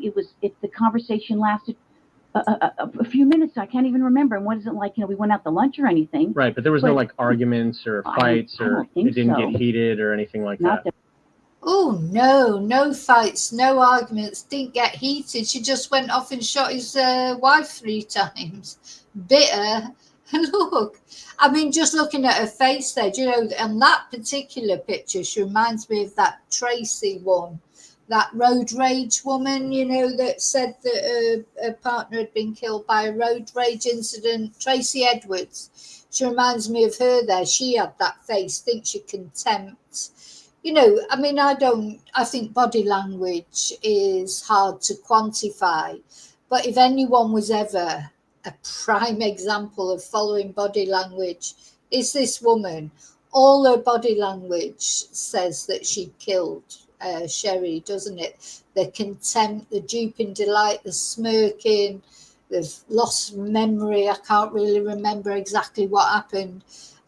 She's a prime candidate for body language accuracy, I think. that I recall. No, I mean, I would think that would stand out. I would think. Now again, that's not standing out in my mind. You know. So you didn't have any problems with her then? No. You didn't have any issues with her? No, I mean. But let me ask you. It seems like you didn't have any issue. Now, did she have an issue with you as far as because now you're telling her, hey, you know, tell them to stop calling. Now, you know, she's like, you know, you figure she'd be threatened by you. You know, I don't know. I mean, from what you remember, as far as when you talked to her, maybe you didn't take it as serious, but maybe, you know, did she? Maybe she was bugging. You mean like was she throwing things at me or something, or? Well, no, just you know. As far as you're trying to explain, like, hey, have them stop calling me. You know, stop playing games. You know, I tell you. If the conversation, I couldn't even tell you how long the conversation. If you said, did it last a half an hour? Did it last 3 minutes? Did it last 20 minutes? I can't even remember. It's been so long ago. You know. You just remember talking to her, telling her. Yeah, and that's why you said how many times you talked to her. I don't know how many times I talked to her. Maybe it was once, maybe it was twice, maybe it was 3 times. You know, I honestly don't know. Right. I don't know what year it was. If he said I met her in such and such year, I'd go, okay, well, I don't even know what year you met her. I graduated from UCLA in 1982. Okay, I graduated in 82. Like I said, I don't know if he graduated. I know he was a little older than I was, so I don't know if he graduated a year before or 2 years before, because people are on different, either on the 4-year program or the 5-year program. Mm-hmm. What year did you come on the job? 83. Oh, so almost pretty much immediately after you got out of school? Yeah, I worked at a law firm for a year, and then came on the job. Yeah, she is such prime candidate because she's giving too much information as well, isn't she? You know, they ask her one question, she comes out with all this waffle. She's better at waffle than I am. Waffle, waffle, waffle, waffle, because she's thinking, you know, and another one who did that a lot was Maxine Carr, you know, with the Soham murders. And Maxine Carr, waffle, waffle, they were asking her, I don't know, something, and she ended up telling them exactly what she made for the dinner and how she cleaned the house and this, that, and the other. When people give too much information, that's a sure sign as well. Now, you'll see as this goes on, quite quickly now coming into it, she starts to get a bit pissed off and starts asking for a lawyer and this, that, and the other. And that's really good what happens then as well. But anyway, in regards to seeing him, not seeing him, we went to friends' weddings that were, you know, from UCLA. I may have gone to some of his friends' weddings from where he worked. He may have gone to things with me, you know. I mean, I don't know how many times we went to do things, you know, or didn't do things. Right. Like I said, his sister, I know his sister, his brother, his sister, I know stayed at my townhouse a number of times. I couldn't tell you how many times. Right. I would watch his brother, take pictures at a basketball game or two. Where was your townhouse at? In Granada Hills, below the Odyssey. I don't know the valley. I'm sorry. The 405 and the 5. The 405. The 405 turns into 5. The 118. They came down in the earthquake. Okay. So. Okay. And you're saying when you went to see her, would you remember if it was at her house or at the place she worked at? No, I'm thinking that it was probably, for some reason, I want to say that the hospital seemed that, if you say he got married in 85 or something, I'm thinking that, maybe the hospital was on my way to work in Hollywood. I mean, that's kind of sounding familiar. Would you have gone on duty? Oh, no, I'm sure I wouldn't have. No. I'm pretty good about not doing stuff. Oh. No, I'm not saying that, you haven't done stuff on duty, but I would have, I would have been working with somebody, Oh, yeah. So I wouldn't think, I try to avoid doing stuff on duty. Okay. So. So you would have gone, if it was en route to work, you more than likely would have gone to her work and had this discussion with her? That's sounding familiar.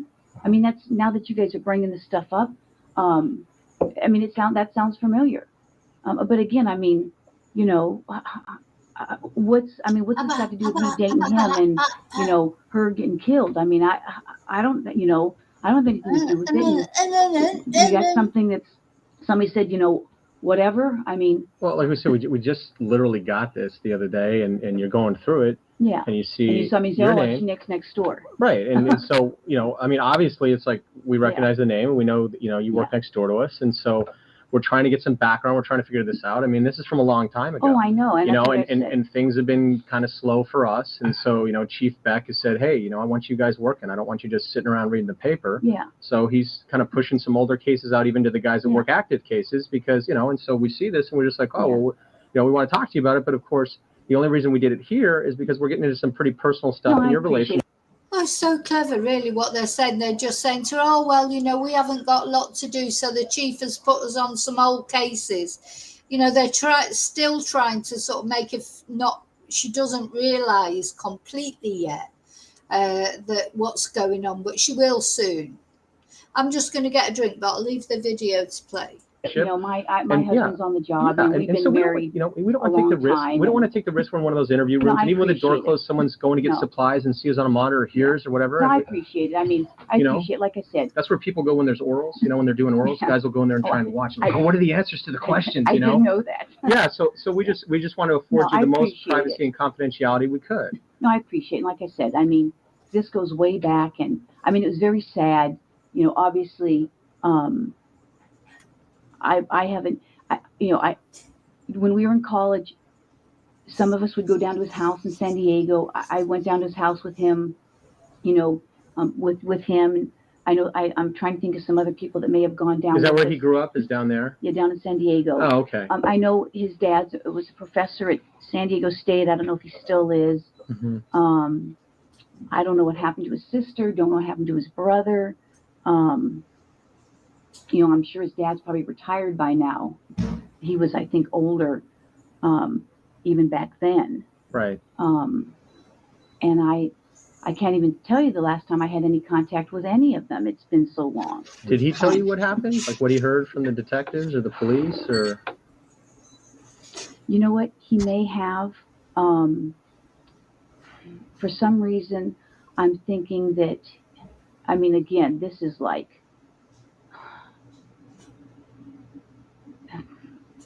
drugs or something. I think I faintly remember him mentioning something maybe about cocaine. That she was involved with that? I don't know that he said she was involved or they thought she was. Again, it's been so long. He could have told me the whole story of what happened. And like I said, I'm faintly remember either between him or the flyer that there was some kind of a burglary. Let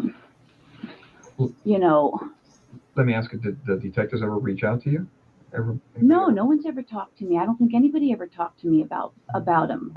It seems like back then I'm thinking that I did talk to a detective. God. Well, what division was it? In Van Nuys? And where was I working? 1986? I would have been working in Devonshire. You know, I'm thinking that I did speak to somebody. Oh, really? I couldn't tell you who it was. Because it doesn't It was say probably anything. on the phone. Okay. Would have been somebody in regards to this, or just? Yeah. Uh-huh. Yeah. I don't even know if you said a name, if I would remember it, because I worked Van Nuys for a while. Oh, you did? Yeah, I worked. Detectives, patrol? No, worked detectives. Uh-huh. When did I go to Van Nuys? I worked Devonshire till 88. Then I went to Dare till 92. I worked twice at Van Nuys. Both as detective? Yeah. Sometime in the 90s. Yeah, I know before I busted my leg up, I was there in 98, because that year sticks out because I had a really bad leg injury. And I was there prior to that, but I couldn't tell you what year. It was just a few years. I made detective, I think, in 93. So I was at Van Nuys, and then I went back, and then I had a leg injury, and then they transferred me to Devonshire because I couldn't drive. Mm-hmm. I couldn't drive very far with my bad leg injury. So, but yeah, I think I talked to somebody. Would you remember any of the conversation as far as what they were looking for? Or? Couldn't say. I mean, they may have told me. I said, hey, you know, I went to school with him. Either somebody called me or I saw the fly. I may have seen the flyer at that point, and I called up. If someone's name was on the flyer, I may have called to speak to them. I said, hey, if there's anything I can do, you know, call me. This is where I work. You know, I went to school with them. Couldn't say. I couldn't tell you who it was. But you do remember that someone you think reached out to you? You mean the detective? Yeah, called you up and talked to you. Or I called them, one of the two. But yeah, I remember talking to somebody, but I'm thinking it was a man. I'm sure there's probably more men back then. Right. I bet. So again, that's really all I can remember about that. Yeah. Let me get back to as far as when you said that John was calling you to see you, and during that time you felt that he was either seeing her, was he engaged or married? Did you know? Couldn't say. You don't remember? I don't know. Uh-huh. Let's see. My husband. Did it ever appear? Well, no, that would have been. Scott moved in '93, so that would have been. You said '86 or '85 or something. Scott's your only husband? You've never been married? No, never been married. I got married in, I think, '96. Well, no, I know I got married in '96, but he moved in '93. Mm-hmm.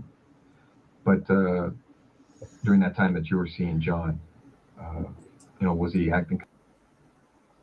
Yeah, she's proud of getting married, isn't she? Big smiles, the more I watch her, she looks like the Joker even more. It's that smirk, isn't it? So she's just like, they're just letting her waffle on, aren't they? Which is clever, really. They're just letting her waffle on. But as time goes on, she does start to get like a bit peed off with it all. Kind of squirrely, or kind of sneaking around when he'd hook up with you or anything like that, to make you think, hey, yeah. It probably was. I mean, because from the impression I get is you've known him a long time. Well, let's see. From what? I met him in '78. No, I met him in school. I started UCLA in '78. You know him well during that period of time. Yeah, I mean, was he acting squirrely? I don't even remember where he was living then. Well, after. I don't. Well, let me ask you. After he hooked up with. I mean, if he was living on Roscoe or wherever else he was living. Right. Well, after he hooked up with Sheri, do you know where they were living? No, you asked me that already. Uh-huh. And I said, well, obviously, you were living in Van Nuys division. Yeah. I may have known. Mm-hmm. I mean, again, did he ever give me the address? Maybe. I don't remember. I mean, I don't know. Because the only reason I'm asking you again is because as we've been talking, I know some stuff has come to you because you're like, oh, it seems like So that's why I'm asking if you've ever been to the house. And when you said Van Nuys division,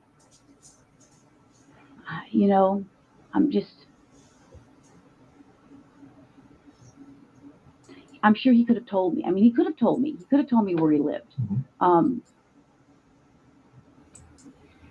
Did you ever have gone there? I don't think I've ever gone there. That's what I'm saying. I don't want to say, no, I've never gone there. And then you say, oh, I was at a party. Because I don't, I don't think so. Yeah. Like I said, we've got these friends. We have parties. My house, their house. I just don't think John ever came to, again, at one point, because we knew people from school together. I knew different people. He knew different people. I knew people that he knew from his work, that lived in the valley. So as far as for social events or Can anything, you see the resemblance to me? That you're not sure if like you ever that, been to the doesn't house she? because.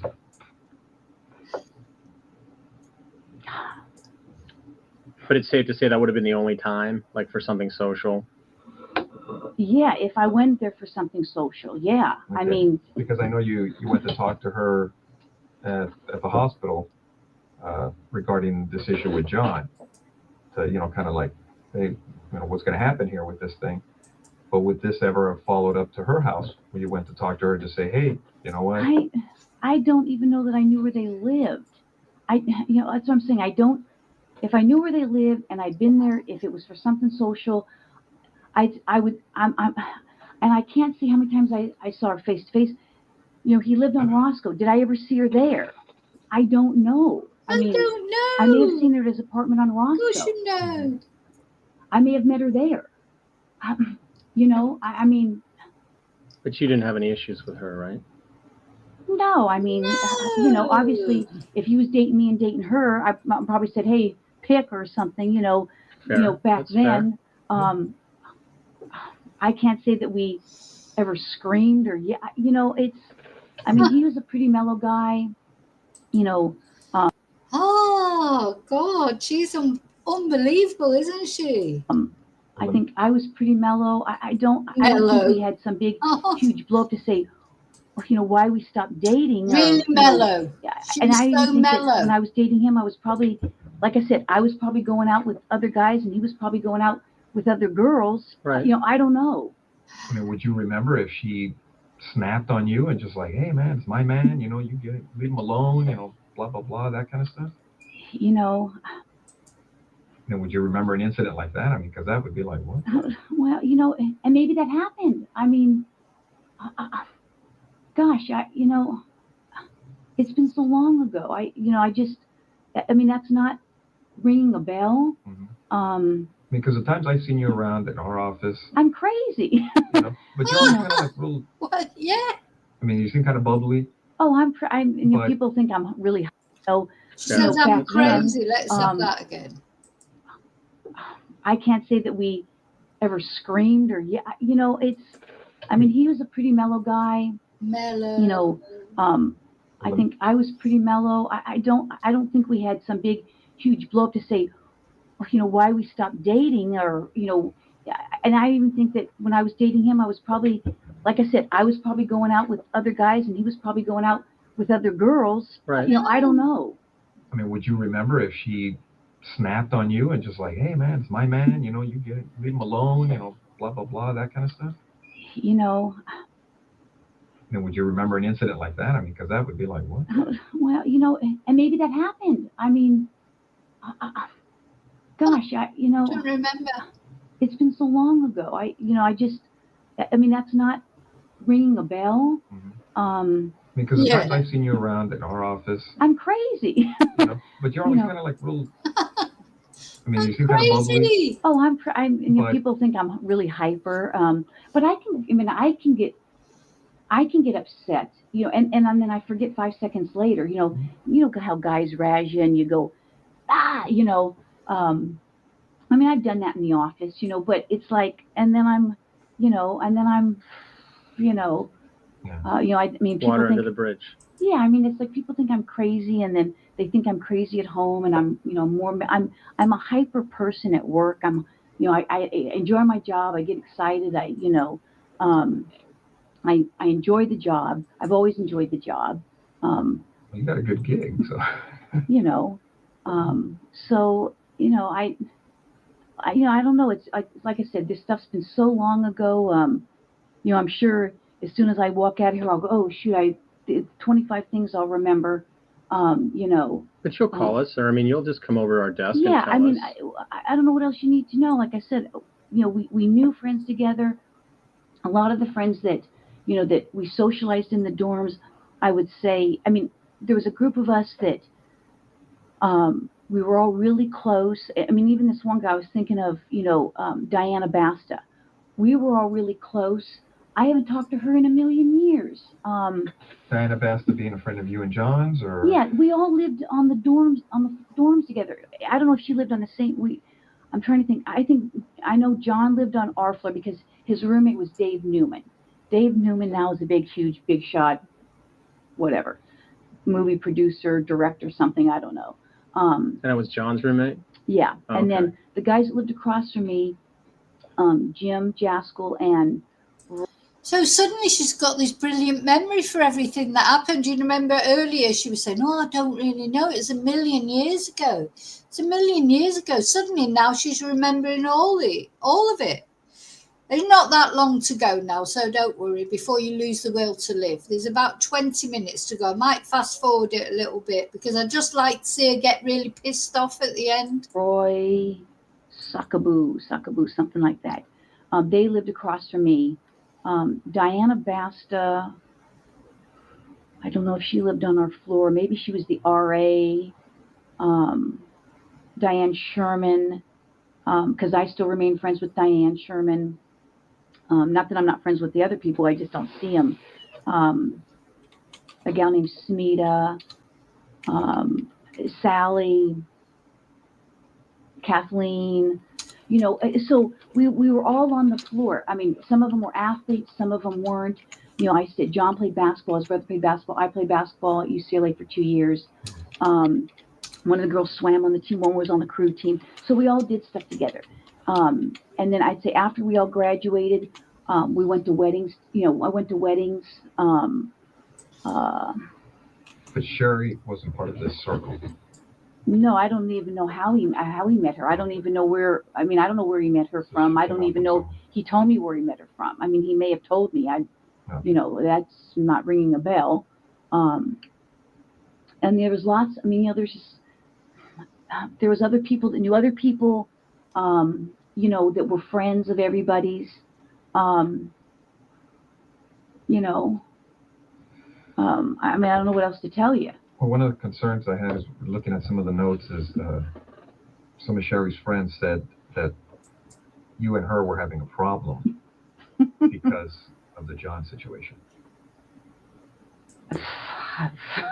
Well, number one, I don't know who her friends are. Because again, I don't recall if he did tell me where he met her. I don't even know who these friends are. A problem. Like I said, if I spoke to her, I mean, I'll go on as far as a limb, and I don't even want to say I spoke to her 5 times because that's probably not even true. I can't even remember. Again, did I meet him at her place when he lived on Roscoe for I think quite a while, but I couldn't tell you how long he lived in Roscoe. And the only reason I remember the place now is because it's like a huge dope place now where they, it may have been back then, but maybe we didn't know back then.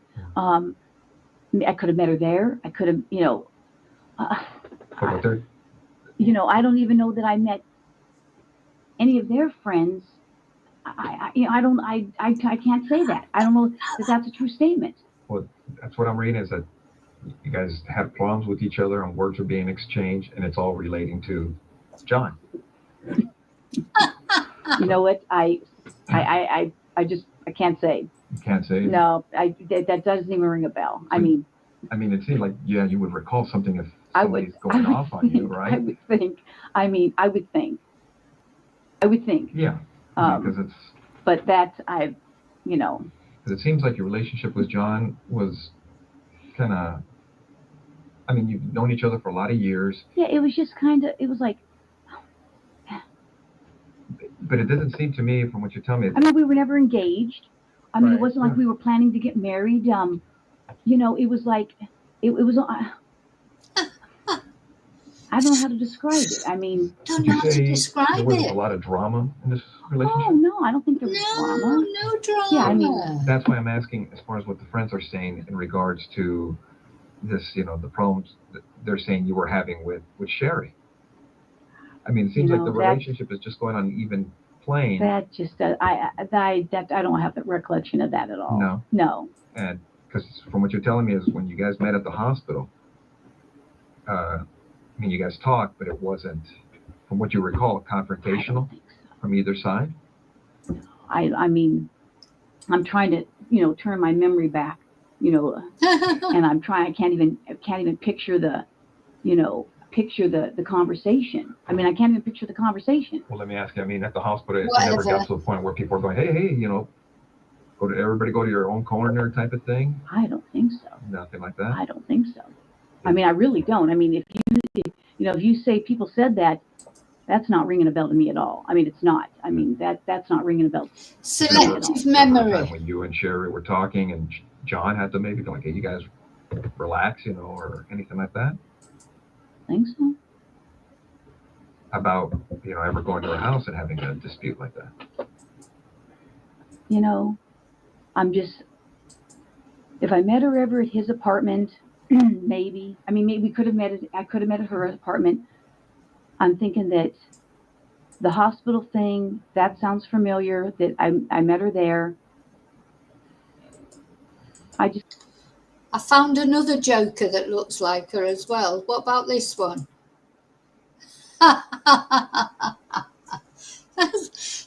Maybe. Oh my God, I've never seen anyone with a weirder face. Oh my God. Now, don't forget the Discord link. I'm going to put it in a minute, but I'm not going on Discord at the moment. But again, I can't multitask like that. People? But I can see there's a few of you in there. Thank you. I don't think I ever met her there or him there, meaning one or the other. I don't think so. I can't. I don't think so. I mean, I know the way my wife is. At our house, she wouldn't want my own girlfriends there, you know? So I don't know if maybe she had the same mentality towards you as far as you ever being there. Or being welcome there, you know? 'Cause it's... You know what? If somebody said I was there when they were there, then that's possible. Mm-hmm. But I don't recall. I mean, I don't think so. It's not sounding familiar. Yeah, because I guess basically what I'm asking is, you know, were you ever welcome to the house? Like, you know, hey. Oh, come over? Yeah, come on over. We're having a barbecue, you know, a dinner party, Christmas party, whatever. You know, I don't know. Nothing? I'm just trying to think. You know, like I said, because there were so many of us that the two Dianes, Jim Jaskell, Roy, Smita, this gal Smita, another friend of ours, Beth, she passed. It seems like everybody I know is passing away. She passed away. She was a child diabetic and got very ill. We would all socialize. Like I said, I don't think John ever. It's hard. I don't want to say he never socialized with us. All the friends are passing away. Oh my God, it's a bit like Erin, isn't it? All the family passing away. She's got nobody left. You know, it's been. I'd have to almost go back and look at pictures, because I take pictures. I mean, I usually when I go to functions, I have 10,000 pictures. Okay, I'm a picture nut. Mm-hmm. Let me ask: when you were seeing John, would you? I take it he would pick you up in his car. You go in her, you know, your car, things of that nature. And you guys would go out. Well, yeah, I mean. Do you remember what he drove? Oh, I know at one time he drove either a 240 or 260Z. Any other cars that stand out in your mind? Oh my God. Oh my God. Look at her face. I don't know how long you drove that 240. Did you see her face? And oh my God, what a weird face she's got. When I go to functions, I have 10,000 pictures. Okay, I'm a picture nut. 10,000. Picture nut. Let me ask, when you were seeing John, would you, I take it he would pick you up in his car, you go in her, your car, things of that nature, and you guys would go out? Yeah, I mean. Do you remember what he drove? No, look, she doesn't remember what he drove. I wonder if she's got pictures. Do you know what just suddenly struck me somewhere? I wouldn't be surprised if she's got pictures of Sheri's body, because she said she's a picture nut. She's got 10,000 photos. Do you think at some point, I mean, she probably hasn't still got it or it'd be hidden now, but makes you wonder, doesn't it? She's so into pictures. Did she take a photo of Sheri? Well, I know at one time he drove either a 240 or 260Z. Any other cars that stand out in your mind? Oh my God, what is that? What is that? Like a gurney face, isn't it? She's like a gurney person. What a weirdo.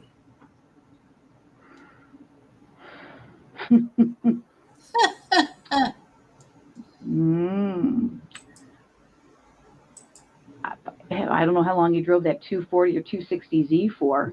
And the only reason I say that is because I think I may have a picture of it. Oh, she's got a picture of his bloody car. With him in it. What kind of car did you have back then? Let's see. What year? Or are you like one of those young cops that like, oh, I got a paycheck and bought a new car? Oh, no. I've only had like a few cars in my whole life. So what'd you have when you came on the job? Okay, well, my first car was a 68 Chevelle. 68 Chevelle. And then I had a Toyota, some kind of a Toyota hatchback, but I forget what the name of it was.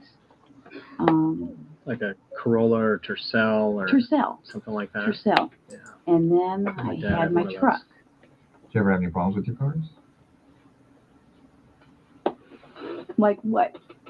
Just anything in general, car wrecks, anything stolen. Yeah. No, my car's never been stolen. Oh, no, crashed, hit and run.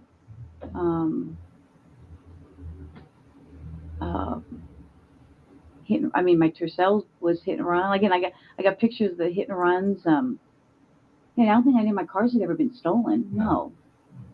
My cars haven't been stolen. Broken into. None of that, huh? Oh yeah, my cars have been broken into. But no cars have ever been stolen. Mm-hmm. How long? Well, tell me about this car getting broken into. Well, my car has been broken into several times. Oh, really? Did you ever lose anything, or? Yeah. Now that you mention it, let's see. I had a gun that was stolen. Oh, yeah. I had other stuff that was stolen. That was the gun that killed Sheri. No. Good. Was it ever recovered? I don't know. No, I don't think so. Not that I know of. Never been notified? No. Car's been broken into, several times. Where did that happen? When your gun was taken?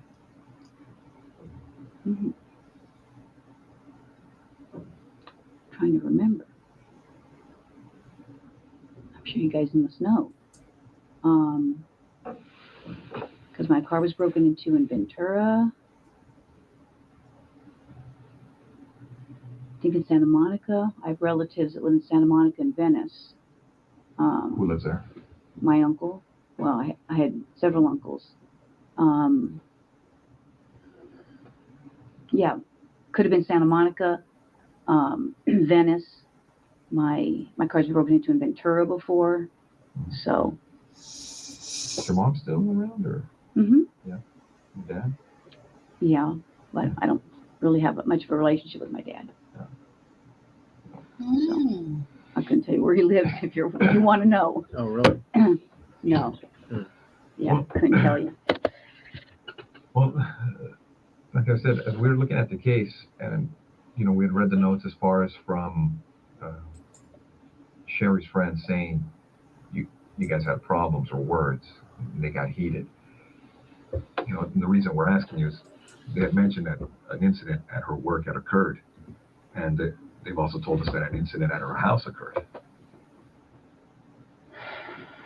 You know what? And this is at her house during the period of time that they're married. That's just not sounding familiar at all. I mean, you know what? That's just not sound. Again, if someone says that I was at her house and I had an incident with her, that just doesn't sound. Was John there? Did John say this happened? And other people were there. I don't recall. I mean, it just doesn't sound, familiar. And this is an incident where She's a liar, isn't she? You weren't supposed to show up.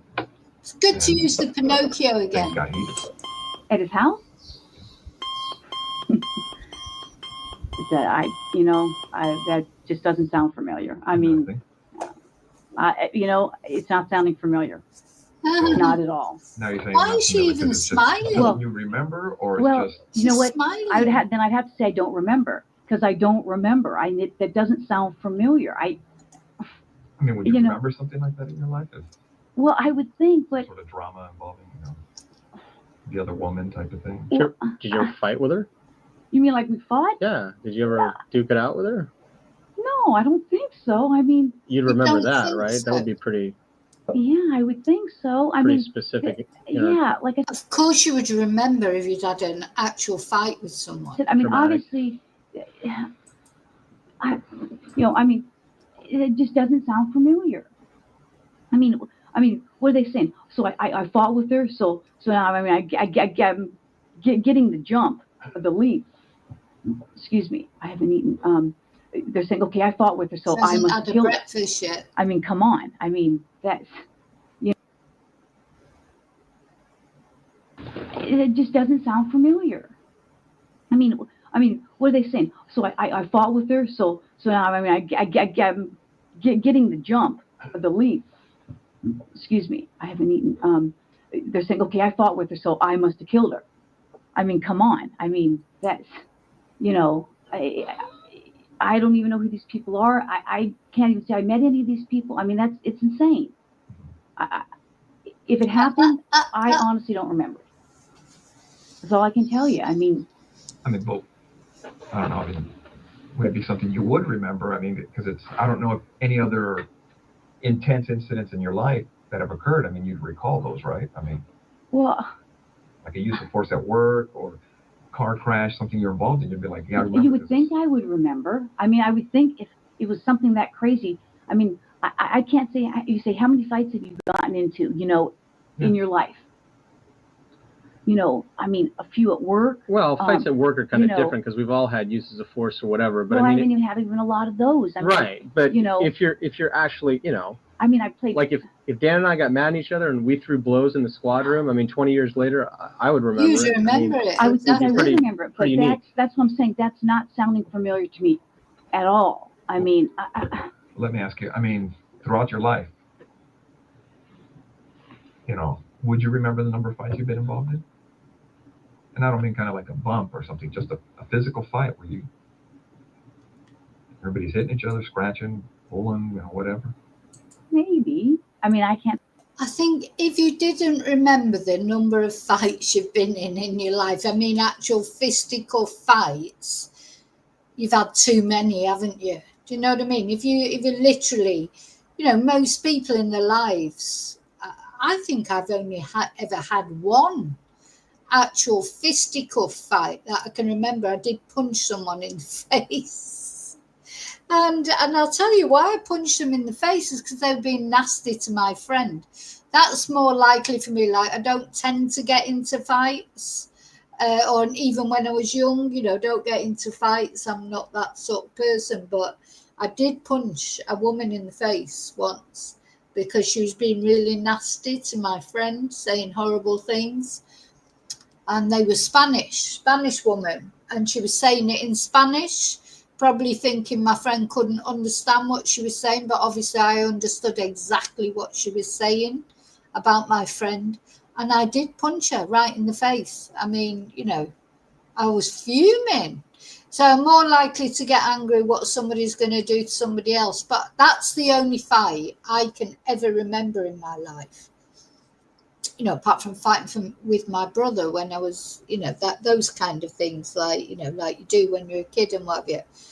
I don't remember any other fisticuffs, but I remember arguments. I mean, I've argued with people, but actually coming to fisticuffs, that's the only one time, and that was because she was nasty about my friend.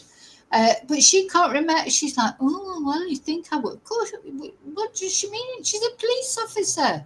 She can't remember the number of fights she's been in. Yeah, I've been in a lot. I played sports. Yeah. You get into scuffles there, and and you recall some of those, right? I mean, just. Yeah, I can recall some of them. Games get intense. But like I said, you saying this is just not ringing a bell. Nothing. I mean, but I don't know what to tell you. It's just that's just not ringing a bell to me. It'd be something. I would think I would remember. Yeah. I mean, if you're in this, I would think so too. If you're in this other girl's house and words are exchanged, I mean, you figure you recall. I would think. Especially if it got physical, right? Well, I would think. Relating to how many times has she said that I would. You were dating, but she's dating now, and it's just kind of like a whole love triangle type of thing. I mean, you figure you remember that, right? Well, I would think. So. I mean, I don't know what to still tell you. Yeah. No, because I'm looking at the notes, and people are kind of, they're pointing the finger at you. Well. And. I mean, that's not ringing a bell to me. So, I don't know. It's I don't know what to tell you. I mean, that just sounds crazy to me. Yeah. So you offhand, you don't recall ever going into her house and having words and physically, No. Attacking her attacking you. No. Nothing like that. No. I mean, that's no. Nothing. No. No. Not at all. Okay. Well, on some of the, on this case, this occurred in '86, right? Detectives processed the scene, things of that nature. They did fingerprints and all that stuff. You know the standards. Mm-hmm. You've been doing this longer than I have. Well, not about that. I got 26 years on, going on 26. 19, so. But, as they processed everything, they did the best they could at that time, and they looked at a lot of people and different things in this case. And you're right. I mean, if you guys are claiming that I'm a suspect, then I got a problem with that. Okay. So, if you're doing this as an interrogation, you're saying, hey, I'm a suspect. Well, now I got a problem with now you're accusing me of this. Is that what you're saying? We're trying to figure out what happened, Stephanie. Well, I'm just saying, do I need to get a lawyer if you're accusing me of this? You don't have to. You're here of your own free will. I know, but you're not under arrest. You can walk out. You can leave whenever you like. Well, I'm trying to give you some background of how I knew him, and now you're telling me that somebody's saying that we had this big old fight, and I don't even know what you're talking about. And I don't want to get in trouble for something that I didn't even do, or you're saying I did something. Okay, we understand. I mean, how would you guys like it if the tables were turned on you? I understand. No, that's what we're telling you. You're free to go whenever you want. If this makes. So they said to her, "You're free to go whenever you want." It's took her quite a long time really to ask for a lawyer, hasn't it? But yeah. So they said, "Oh, you're free to go. Leave whenever you want." And the other thing about this woman, I nearly called her Erin then.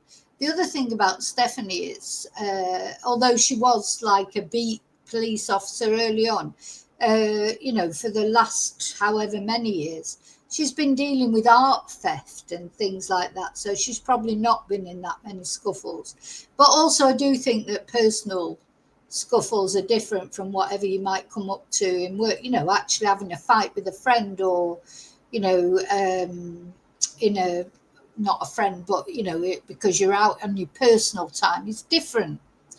But so she's finally sort of clicked. Look at her face now, and she's gonna. They're saying to her, right, you're not under arrest. Leave the room if you want. You uncomfortable and you want to. Well, now you're starting to make me uncomfortable.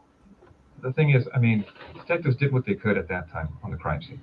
Okay, and the burglary thing you're talking about, that is an angle that they looked at. I go, but now we're looking at everything else on the case, because nobody was ever arrested on the case. I don't know that or not.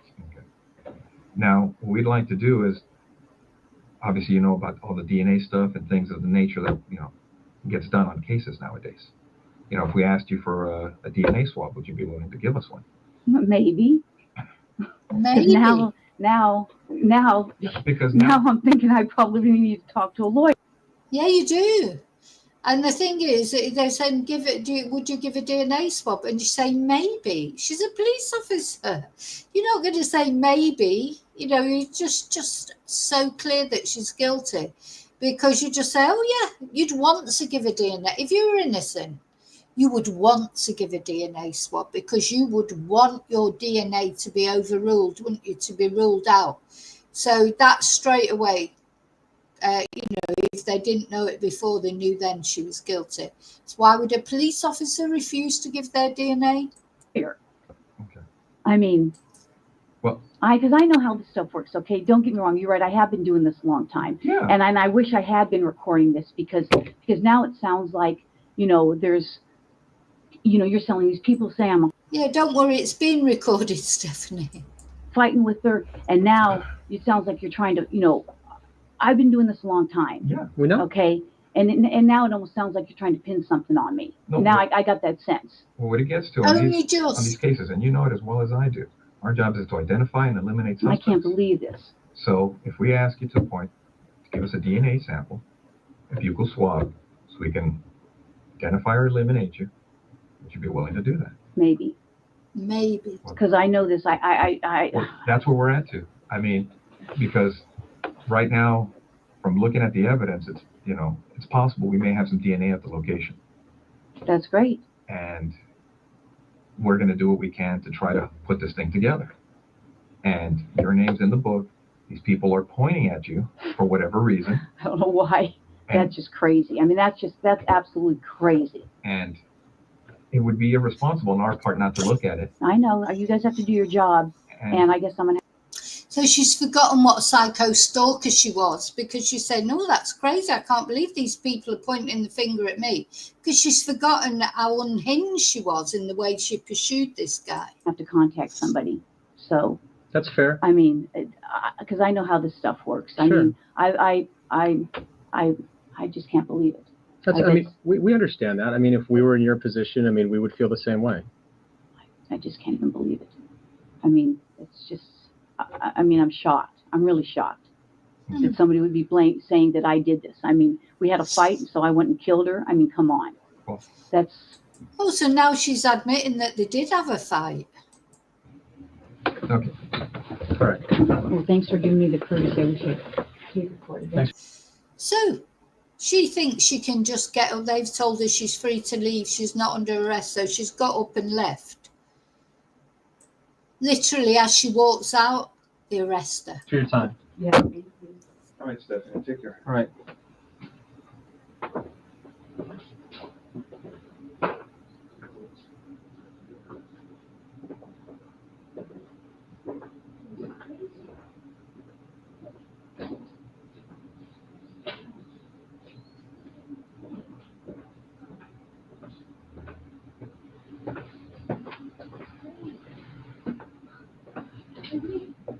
She can hear him whinging.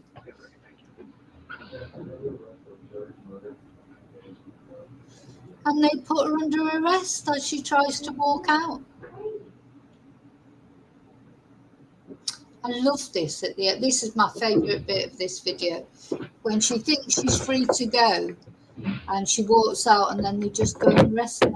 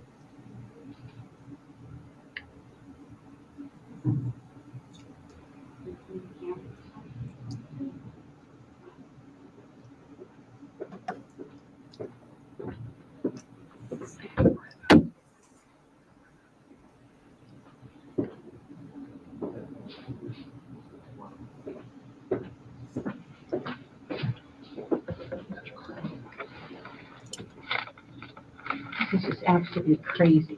Let's see, Stephanie. I love this. Right? Okay. So they bring her back in handcuffs. She's still smirking. Look, she's just got that smirky face, hasn't she? So, yeah, she walked out. They arrested her. Okay. They brought her back in. Stephanie, you know you have the right to remain silent. Do you understand? Yes. Anything you say may be used against you in court. Do you understand? Yes. You have the right to the presence of an attorney before and during any questioning. Do you understand? Yes. If you cannot afford an attorney, one will be appointed for you free of charge before any questioning if you want. Do you understand? Yes. Do you want to talk to us right now? No. All right. Okay. This then. is crazy. This is I'm like in shock. I'm totally in shock. So, she did get arrested. She did get charged. She did get found guilty. She was given, I think it was 27 years. She was up for parole last year. She didn't get parole last year. Let's just have a look. So she is at that stage, though, where she's applying for parole. This is her, I think this was last year. She's still got the crazy eyes, I suppose, though. I don't think she's aged very well, does she? Has she? She's, I think she's 64 now, 64, 65. She's still got the Joker face, though, hasn't she? I mean, why is she even smiling in her mugshot? Do you know what I mean? She's a total psycho. I think the Joker was designed, around Stephanie Lazarus. So that was Stephanie, and she killed this poor lady, a young girl at the time in her late 20s. And she killed her just because she was obsessed with the guy that had married her. That was the reason for killing her. That's it. She hadn't really done anything to Stephanie. Sheri hadn't done anything to her. Just this guy that Stephanie was obsessed with, John, he fell in love with Sheri and he didn't love Stephanie. So Stephanie went off and murdered Sheri. And she got away with it for 20 years. She had a life, she had a family, she had a career. So she was lucky. Really, she was lucky. She got another 20 years of life. Sheri didn't get any more life. That was it for Sheri, wasn't it? So anyway, just to remind people, the reason that I was showing this is I think she reminds me of Erin Patterson. I think women that kill are there's always a different sort of, I don't know, it's a different vibe for men. I think quite often with men there's an sex motive, isn't there, for murder and things. With women, I think it's more complex, like jealousy, maybe money, I don't know, but yeah, it's different, isn't it? So yeah, she joins or Erin joins the sort of select club of women who kill, and psychopathic women that kill, like Stephanie, like Sarah Boone, like Laurie Vallow, all these people, we do strange motives sometimes, isn't there? You know, for why they kill. But we'll look at, I don't think I've looked at the Sarah Boone case in any detail yet, but so I will look at that one day when I've got time. But anyway, I hope you found that interesting. And thank you to the subscriber that sent that to me, reminded me about how, you know, how similar she is to Erin Patterson. And how interesting that interrogation is. One of the most interesting interrogations, to just watch her the way she squirms. And my favourite bit is that end bit where she walks out thinking she's free, and then they just arrest her and bring her back. It's just brilliant, classic. So yeah, a bit of cold justice, but at least it was justice. I'm going to go off and have lunch. Thank you, Tracy. Yes, please hit the like button. Thank you so much. I'll see you really. Oh, and don't forget, join the Discord. We've been talking. Oh God, that's the wrong link. Anyway, never mind. That's the Ko-fi link I've got there. So, join the Discord. I have no clue how to use the Discord, so I don't know if I'll ever go on it. I will go on it, but I think you can chat to each other on there. I think so. So I will look into it. But anyway, thank you so much. I'll see you really soon in the next video. Remember to look after you, because you are the most important person. And until I see you again, much love, and may your God go with you. Thank you. Bye.